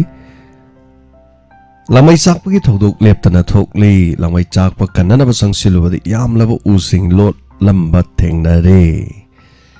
class 10 ki exam da saruk yahan khidraba mahiroi 96 marfu taraga taruk ki matang da chenaba sing numit humni gi manung da lakadabani haina de samna su kaukre hello tambikre pakat pagatam gibaga चटपरानी येंगोर माल थागचरी ताना दबो रमसु याई अमुहना तोबिरो hello hello ताजरे मिंगले फंग हाबिसी सा आई केरोने हबमतगी पैना मनिता हाबी केनम ता हाजे केतम याम हराउरगा गना मे अरोयब the कत्ते गांग नोंग चुदोरे हराउ जरुरगा हराउगे दा सोंदा कई मई नुग ऑफ तो होगा कनागी टीवी नुग मई ꯂꯣꯏ ꯆꯥꯛꯄ ꯌꯥꯕ ꯆꯥꯗ ꯆꯥ ꯅꯣꯡ ꯈꯥꯛꯄꯗ ꯑꯧ ꯑꯗꯨꯅ ꯑꯩꯈꯣꯏꯒꯤ ꯁꯨꯝ ꯑꯩꯈꯣꯏꯒꯤ ꯏꯃꯥꯟꯅꯕꯤꯁꯤꯡ ꯍꯥꯏꯇꯥꯔꯦꯀꯣ ꯌꯨꯝꯗ ꯂꯩꯍꯧꯕ ꯅꯨꯄꯤꯁꯤꯡꯅ ꯉꯁꯥꯏ ꯅꯣꯡ ꯈꯥꯔꯛꯄ ꯃꯇꯝ ꯆꯦꯛꯁꯤꯟꯕꯤꯅꯕ ꯑꯩꯅ ꯁꯨꯝ ꯄꯨꯈꯠꯆꯔꯛꯄꯅꯤꯗ ꯅꯣꯡ ꯇꯥꯔꯦ ꯍꯔꯥꯎꯔꯤꯗ ꯍꯔꯥꯎꯕ ꯂꯣꯏꯔꯛꯄꯗ ꯂꯣꯏꯔꯦ nong khaksalakana nong khakpada tv kari kari praise nong kari kara loi chakreba aw kana taina ro doino chaning man badagi hawmandana siba gaw ya du do aw chaning man lek kan tu de grang to lek na to punatte chaning man badagi hawmandana siba aw alaga nahtang yam kana bom ding nahtang ni phun di kha phajal lawre sa ate mafam da di kamai mai to ge charo dum da gadi akhoi somda de kaino ne peskari oina tai makum oina khara kape makum oina khara dum tare ya morning babna pagi medam paspara niga dim lagana pa u pa sadung chide sai ma padi khumto chadage to da khodi ngang nok pod sigel sa medam ani na choka to boda nungsit pairaga moini na tawba oh babai na nai ge de ngang ge oh moini na nai badu da muk sonda jo internet to da na ko internet ka loi tat le nungsit ti kitang sit le no moini na pai bad internet pura pai pai na pai bada sa da sum khangan de na to je pai ka chu thodu bo da ju de program jam chang nai ta seri sa thaga chari ani ta do ngai te ngarang nong khang hau da na churakhi ba nong na maram oi da na nong khak da tv adagi electronics item sing mayam chak nei adana para oina fabiro mayam puna nong bu khakla ba tv satok piro phone satok piro yaraga di yum gi fuse do loina down da loi thambio ba mcb do adugi kano do master da dakna chingdara thambiro adu yum da inverter gum bala di inverter gum ba thalaga haktang lebio ba imung manungi season ade yada ba hoi nong khak pu sisu ngasi su khak pa nungdang nungtil ade hing khak pa su leiko madu phabu yara di mai khara khara chingthabira dong ne maram di nong khak pa do jikti mai do loina karen phaunara bani na chinghong da braja da saladi braja tarak pa da hen bak magi power do yum da changsil le aduna masi yamna checksin biro tv duga freeze lairi me amdo kanna ba phone pai biranu matam madu dadi phone charge taruga pai bi ganu kodong thi baji tok tanana ba aduna ngarang mate amatang di piram me hai babu kari hai tare tv loina chahalame hai tare taga chari mathangi caller madu kodong chaba bijari mathangi thorom live chat ki demakta su sem sadana lairi koi staff sing na live chat thorom da nungsibi ba sing mayamna yawbi dena honabiu thorom mapung phan biu diamond tv gi thorom sing da mayamna mapung phan bi ba live da mayam sing na haiba tare koi gi youtube social media aduga gtpl cable network ta sandok chari ba thorom oibani na mayamna tv gi khuthang da aduga yum da leibiri ba sing na matau karam nai koi gi tv da channel si ugada ge na haiba sing karigumba domna smart tv ma leiraba domna internet leiraba internet tu adomna hojikandi kare tare chingi ore so more so internet ekone season riba internet si topa mafam dagi internet tingaga season aba ma aduna tabida koina internet sim hapaga season aba internet lei masi ching da natraga lamhang da dung yum dona pharak taba leira su masi de da domna sim hapaga sigi device leira season aba yai yum da system ama dagi toraga aduga koina router ama palaga router don imung do leiri ba mi sing do phone do loin ma connect to yai aduga fanglang da smart tv ma cha ma thelaba tara sung ting ting dana madu wifi da samjala khanda khoi gi channel si youtube channel da changbiraga thoroma se ayuk ta gina hekta khona sanduk chari ba pungpham sing phawbada loina mak yengba yagani adom da cable quotra basu adu cable quot pi ge haragan housing ma ki di amnak nak pa leibada gtpl cable network ki da yengbiu haidana sir kidney na ba nabat nido number mukta bibiyo na ta pere ingodam Suresh Kumar madudi akhoi gi number 001 da habiraktrabadi aina sidai da number piro badi nungaira roi adai da number pibi iro u haidana message amatang thabiro u haiba wafam se tamjage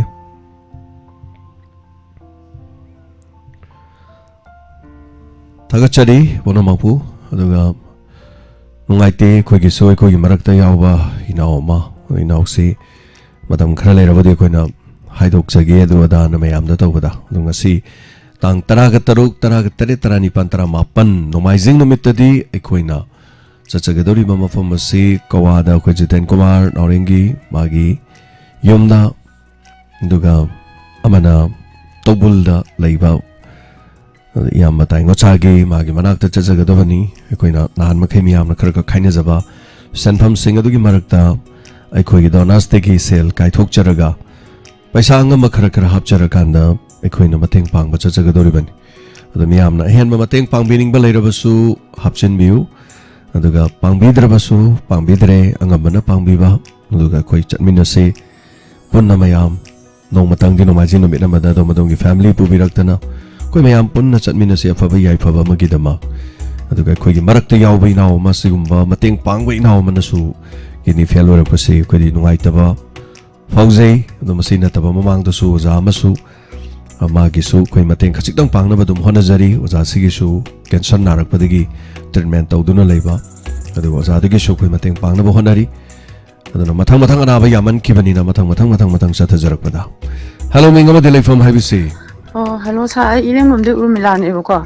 ai di youtube ke kanda ileng bam suresh kumar na leibane boko haji aina kidney na ba mi dugi number pbi on aina message e gi bane ba pon thangmalak ta badegi aina ma ga wari ngtang chana ba pa ba haita adu ma je dialysis tawdri natra ba sa dialysis tawdri ma tawdraga di ko ma san wange boko aina kidney na ba ama khaki thai boko mum yam na tai cha da ba haita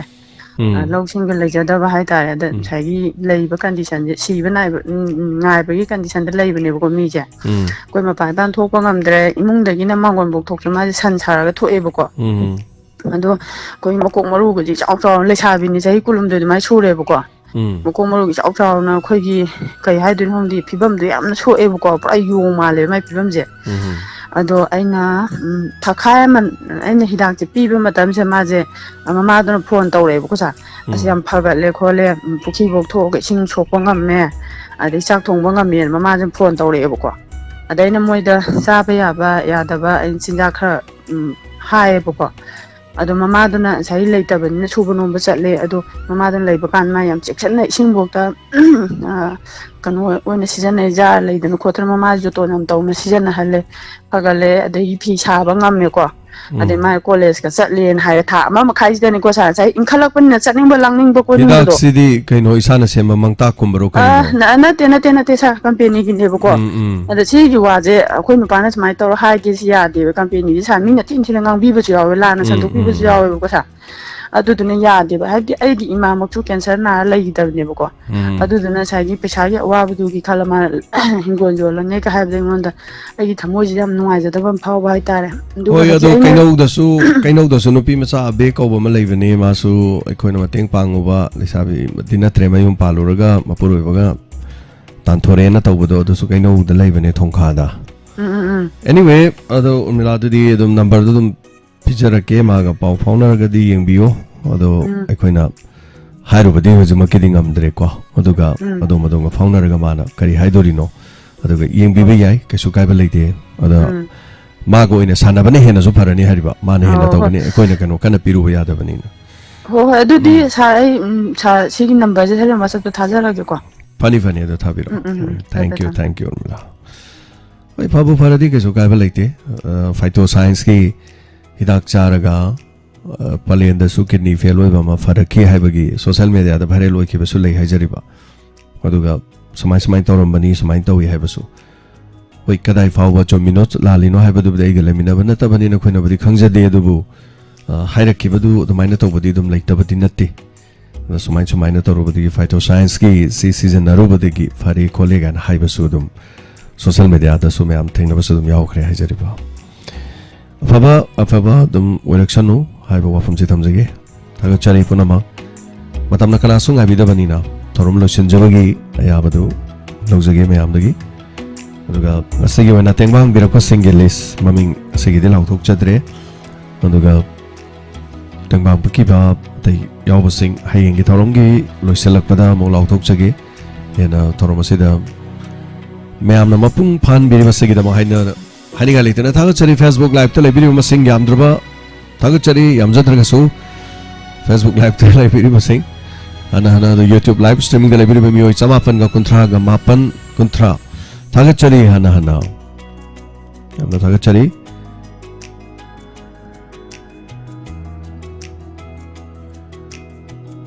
section lebiu section madagi hena faba to pa pai mataliti loina na gari thoba matam de helmet pa kaubi ganu loina na gari e choba thawro badi phone season abi ganu phone season raga message nama ga gari thobi ganu loina na yari ba makai adom na seat belt faba kaubi ganu ngasigi pungning gi warol thorom lotion jana ba mi ampanu makte ya ba luxury inspector tayai gi ngarang gi makhada professor amaga metric pass to ba maga lokin lona leina ki ba wari du gi makhada yumina se kari crime chathar kaduru bino hai ba yumina se puno makpu jem sagur jamna thorom lotion jabagi ya ba luxury live chat ki thorom na mi am khorang na mung airi hauji ki di puno mapu kharam jari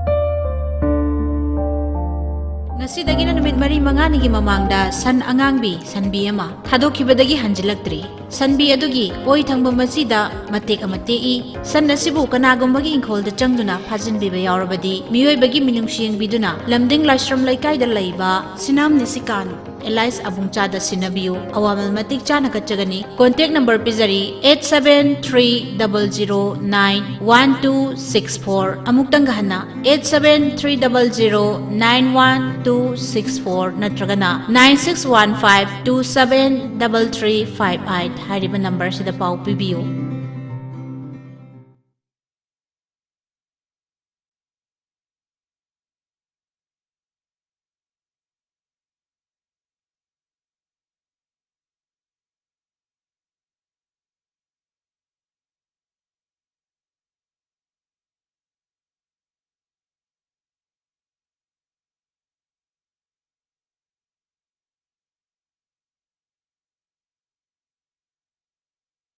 Hainabale, education makes a door to bright future. Education is a way to success in life. Be educated. Be a good achiever. Masige iruinana nungairaba paujelama. Excel Coaching Center gi maikedi gi pijeri. Lakadab academic session 2023-24 gi class 12 amadi class 8 gi anoba foundation ama. Lakliba March ki tang kun humdoi digi haujaragani. Foundation course asibu yawiningba class 12 amadi class 8 tambiriba mahiroi singna. Excel Coaching Center, Lamding Laisram Lakai, opposite Kodong Popi, Sports Complex Wangzing de Lakpiduna, Akupa Warol Tanabiu. Coaching Center Asina, how Kibasahi Singda, Masak Naiba Satrakaya Putopangam Jakari. Loinana, Lakadabachai Asidasu, Apaba Mahirukaya Potoknaba Shem Sabatojari. Coaching Center Asina Pijariba, Kodong Chaba Sing, Chahitara Mangagi experience Lairaboza Singna Tapitambiri. Weekly test Tauduna, Satra Singbu improvement Lehenjari. Subject Kudimak Tambagi Kodong Chaba Subijari. Exam ki damak sana rabas jaji material su pizari. Nupa masa nupi masa singi tongan ba boarding ki kodong chaba pizari. Arapa satra singi damak school band service su thamjari. Satra singi matam ki oiba educational knowledge su pizari. Satra singi medical amadi engineering tambining labadi akhanaba class thamjari. Hariba kodong chaba singi si Excel Coaching Center dagi lobby duna apaba satra ama oibada amadi konai ki apaba citizen ama oiba ngamna na bohon abada Excel Coaching Center na achoba thodang logjagani. Akopa Warol Gidamak 708-59-54421 Amadi 7005-222-527 Hariba number asida pau paubi Natraga Coaching Center asida lakpidu natanabi Loina na phone thabasu haujari Excel Coaching Center Lamding Laisram Lekai opposite Kodong Popi Sports Complex Wangzing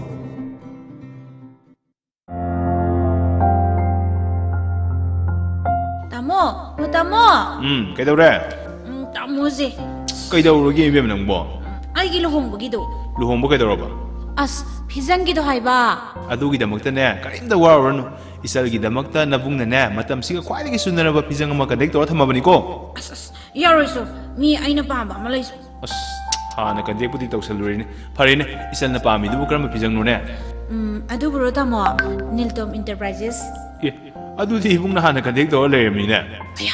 ꯑꯁꯦꯡꯕꯩꯔꯣ ꯇꯥꯃꯣ? ꯑꯁꯦꯡꯕꯒꯤꯅꯤꯅꯦ ꯃꯣꯏꯒꯤꯗꯨꯗꯤꯅꯦ ꯃꯃꯜꯁꯨ ꯌꯥꯝꯅ ꯍꯣꯡꯉꯤ ꯍꯥꯏꯅꯦ. ꯍꯣꯏ ꯇꯥꯃꯣ, ꯐꯤꯖꯪꯗ ꯅꯠꯇꯦ ꯂꯨꯍꯣꯡꯕ ꯑꯃꯗ ꯍꯦꯛꯇ ꯆꯪꯕ ꯄꯣꯠꯆꯪꯁꯤꯡ ꯆꯤꯌꯔ, ꯇꯦꯕꯜ, ꯁꯣꯐꯥ, ꯀꯥꯔꯄꯦꯠ ꯂꯣꯏꯅ ꯂꯩ ꯍꯥꯏ. ꯂꯨꯍꯣꯡꯕꯗ ꯅꯠꯇꯦꯅꯦ. ꯏꯄꯥꯟ, ꯆꯨꯔꯥꯀꯔꯟ, ꯑꯁꯇꯤ, ꯁꯣꯔꯥꯠ ꯑꯁꯤꯅꯆꯤꯡꯕꯗ ꯇꯉꯥꯏ ꯐꯗꯅ ꯆꯪꯉꯤꯕ ꯄꯣꯠꯁꯤꯡ ꯈꯨꯗꯝ ꯑꯣꯏꯅ ꯍꯥꯏꯔꯕꯗ ꯁꯦꯃꯤꯅꯥ, ꯀꯅꯥꯠ, ꯐꯛꯅꯆꯤꯡꯕꯁꯨꯅꯦ ꯂꯣꯏ ꯂꯩꯀꯣ. ꯑꯗꯨꯗꯤ ꯇꯥꯃꯣ, ꯃꯣꯏꯗ ꯍꯦꯛꯇ ꯑꯣꯏꯅ ꯀꯟꯇꯦꯛ ꯇꯧꯔꯁꯤ. ꯇꯧꯔꯁꯦ ꯅꯠꯇꯦ, ꯇꯧꯔꯕꯅꯤꯅꯦ. ꯅꯠꯇꯦ, ꯅꯪꯕꯨ ꯃꯣꯏ ꯀꯟꯇꯦꯛ ꯅꯝꯕꯔꯗꯨ ꯌꯥꯎꯖꯔꯕ꯭ꯔꯣ? ꯌꯥꯎꯗꯦ ꯇꯥꯃꯣ. ꯁꯦ ꯑꯩ ꯍꯥꯏꯔꯛꯀꯦꯀꯣ, ꯅꯪ ꯁꯦꯞ ꯇꯧꯁꯜꯂꯨꯀꯣ. ꯍꯣꯏ ꯇꯥꯃꯣ. ꯁꯦ 9615 270 844 ꯌꯥꯔꯗ꯭ꯔꯥ? ꯌꯥꯔꯅꯤ ꯇꯥꯃꯣ. ꯑꯁꯦꯡꯕꯃꯛꯅꯤ, ꯉꯁꯤꯃꯛ ꯂꯦꯡꯁꯤꯟꯕꯤꯔꯛꯎ ꯅꯤꯜꯇꯣꯝ ꯏꯟꯇꯔꯄ꯭ꯔꯥꯏꯖꯦꯁ, ꯑꯗꯣꯝꯒꯤ ꯂꯨꯍꯣꯡꯕꯒꯤ ꯐꯤꯖꯪꯒꯤ ꯑꯃꯗꯤ ꯑꯇꯣꯞꯄ ꯗꯦꯕ ꯀꯔꯃꯅ ꯆꯤꯡꯕꯗꯁꯨ ꯆꯪꯕ ꯇꯉꯥꯏ ꯐꯗꯅ ꯆꯪꯕ ꯄꯣꯠꯆꯪꯁꯤꯡꯁꯨ ꯑꯍꯣꯡꯕ ꯃꯃꯜꯗ ꯁꯥꯟꯖꯔꯤ. ꯅꯤꯜꯇꯣꯝ ꯑꯦꯟꯇꯔꯄ꯭ꯔꯥꯏꯖꯦꯁ.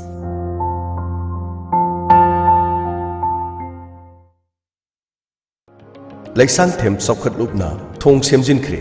ꯂꯩꯁꯥꯡꯊꯦꯝ ꯂꯤꯂꯣꯡ ꯇꯥꯕ ꯂꯝꯕꯤꯒꯤ ꯅꯤꯡꯊꯤꯕꯤ ꯊꯣꯡ ꯃꯊꯛꯇ ꯁꯥꯕ ꯊꯣꯡ ꯃꯌꯥꯏꯗ ꯐꯨꯠ 3 ꯄꯥꯛꯅ ꯃꯐꯝ 3 ꯅꯤꯡꯈꯥꯏꯗꯨꯅ ꯃꯇꯝ ꯁꯥꯡꯅ ꯒꯥꯔꯤ ꯆꯠꯊꯣꯛ ꯆꯠꯁꯤꯟ ꯇꯧꯕꯗ ꯈꯨꯗꯣꯡꯆꯥꯗꯕ ꯀꯌꯥ ꯃꯥꯌꯣꯛꯅꯕꯗꯒꯤ ꯂꯩꯁꯥꯡꯊꯦꯝ ꯆꯥꯎꯈꯠꯂꯨꯞꯅ ꯊꯣꯡ ꯑꯁꯤ ꯊꯤꯡꯖꯤꯟꯗꯨꯅ ꯃꯇꯝ ꯈꯔꯒꯤ ꯑꯣꯏꯅ ꯁꯦꯝꯖꯤꯜꯂꯦ. ꯊꯣꯡ ꯑꯁꯤ ꯁꯦꯝꯖꯤꯟꯕꯗ ꯂꯝꯗꯝ ꯑꯁꯤꯒꯤ ꯁꯣꯁꯤꯌꯦꯜ ꯋꯥꯔꯀꯔ ꯕꯥꯂꯦꯁꯣꯔ ꯁꯔꯃꯅ ꯂꯨꯄꯥ 1,000, ꯑꯦꯜ ꯁꯥꯟꯇ ꯁꯤꯡꯅ ꯁꯤꯃꯦꯟ ꯕꯦꯛ 2, ꯑꯦꯜ ꯇꯤꯀꯦꯟꯅ ꯂꯨꯄꯥ 1,000, ꯁꯥꯕꯟ ꯇꯣꯡꯕꯗꯒꯤ ꯑꯦꯟ ꯕꯥꯏꯀꯨꯜꯅ ꯂꯨꯄꯥ 1,500 ꯃꯇꯦꯡ ꯄꯥꯡꯕꯤꯔꯛꯇꯨꯅ ꯊꯣꯡ ꯑꯁꯤ ꯁꯦꯝꯕꯗ ꯆꯪꯕ ꯑꯋꯥꯠ ꯑꯄꯥ ꯄꯨꯝꯅꯃꯛ ꯂꯩꯁꯥꯡꯊꯦꯝ ꯆꯥꯎꯈꯠꯂꯨꯞꯅ ꯄꯨꯊꯣꯛꯆꯗꯨꯅ ꯃꯇꯝ ꯈꯔꯒꯤ ꯑꯣꯏꯅ ꯒꯥꯔꯤ ꯆꯠꯊꯣꯛ ꯆꯠꯁꯤꯟ ꯌꯥꯅꯅꯕ ꯁꯦꯝꯖꯤꯟꯖꯔꯤ. ꯑꯗꯨꯕꯨ ꯊꯣꯡ ꯑꯁꯤ ꯃꯈꯥ ꯇꯥꯅ ꯃꯔꯤ ꯂꯩꯅꯕ ꯑꯣꯊꯣꯔꯤꯇꯤꯅ ꯃꯤꯠꯌꯦꯡ ꯆꯪꯕꯤꯗꯨꯅ ꯃꯇꯝ ꯁꯥꯡꯅ ꯆꯠꯅꯅꯕꯒꯤꯗꯃꯛ ꯁꯦꯝꯖꯤꯟꯕꯤꯅꯅꯕ ꯂꯩꯁꯥꯡꯊꯦꯝ ꯆꯥꯎꯈꯠꯂꯨꯞꯅ ꯃꯔꯤ ꯂꯩꯅꯕꯁꯤꯡꯒꯤ ꯃꯤꯠꯌꯦꯡ ꯆꯤꯡꯁꯤꯟꯖꯔꯤ. ꯅꯣꯂꯨꯛꯆꯔꯤꯕ ꯂꯩꯁꯥꯡꯊꯦꯝ ꯆꯥꯎꯈꯠꯂꯨ.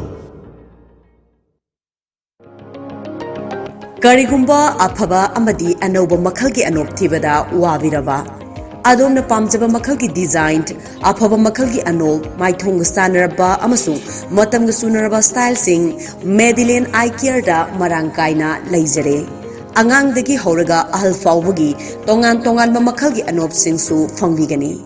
ꯃꯈꯜ ꯈꯨꯗꯤꯡꯒꯤ ꯂꯦꯟꯁ, ꯕ꯭ꯂꯨ ꯔꯦ, ꯕ꯭ꯂꯣꯀꯤꯡ ꯂꯦꯟꯁ, ꯄ꯭ꯔꯣꯒ꯭रेसिꯚ ꯂꯦꯟꯁꯅꯆꯤꯡꯕ ꯂꯦꯟꯁꯁꯤꯡꯁꯨ ꯐꯪꯕꯤꯒꯅꯤ. ꯑꯗꯣꯝꯒꯤ ꯃꯅꯥꯛ ꯅꯛꯄꯗ ꯂꯩꯕ ꯃꯦꯗꯤꯂꯦꯟ ꯑꯥꯏ ꯀꯦꯌꯔ ꯚꯤꯖꯟ ꯁꯦꯟꯇꯔꯁꯤꯡꯗ ꯂꯥꯛꯄꯤꯗꯨꯅ ꯈꯨꯗꯣꯡꯆꯥꯕꯁꯤꯡ ꯑꯁꯤ ꯂꯧꯕꯤꯌꯨ.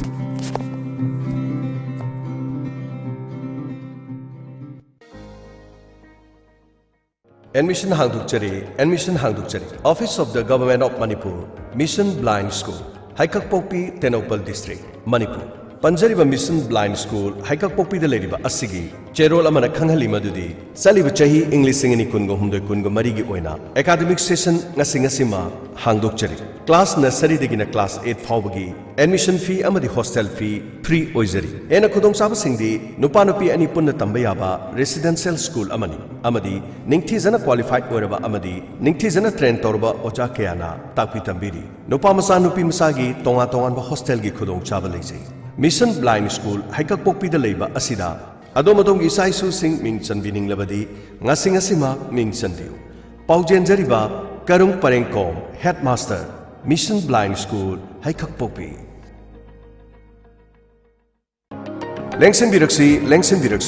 Yaifavi Eye Care Kangabok Bazaar Opposite SBI ATM. Yaifavi Eye Care na chahi khara asida miyamda offer kaya pijaduna mit laying badu khudong chajadraba singda khudong chaba kaya piduna lakli. Ngasi so amok pujarakle Yaifavi Eye Care ki offer oina chaliba chahi asigi yauksang phawbagi oina frame the free loinana lens to 20% gi offer pijari. Tongan ba advance oiraba technology kya sizinaduna mafam asida sale yamna tingdana mit laying bagi khudong chaba pijari. Angang singi frame nupa masa wadi nupi masa singi frame ahalaman singi frame makal kaya gi design singda fangbiragani. Yaifavi Eye Care Khangabo Bazaar Opposite SBI ATM. Ngasi maleng simbiro yauksan komayu oina frame the free loinana lens the 20% gi offer pijariba Yaifavi Eye Care da miyamna leng simbiraktuno khudong saba silobiu. Akopa marol gi dama call to view 7395957 loinana 6009541203.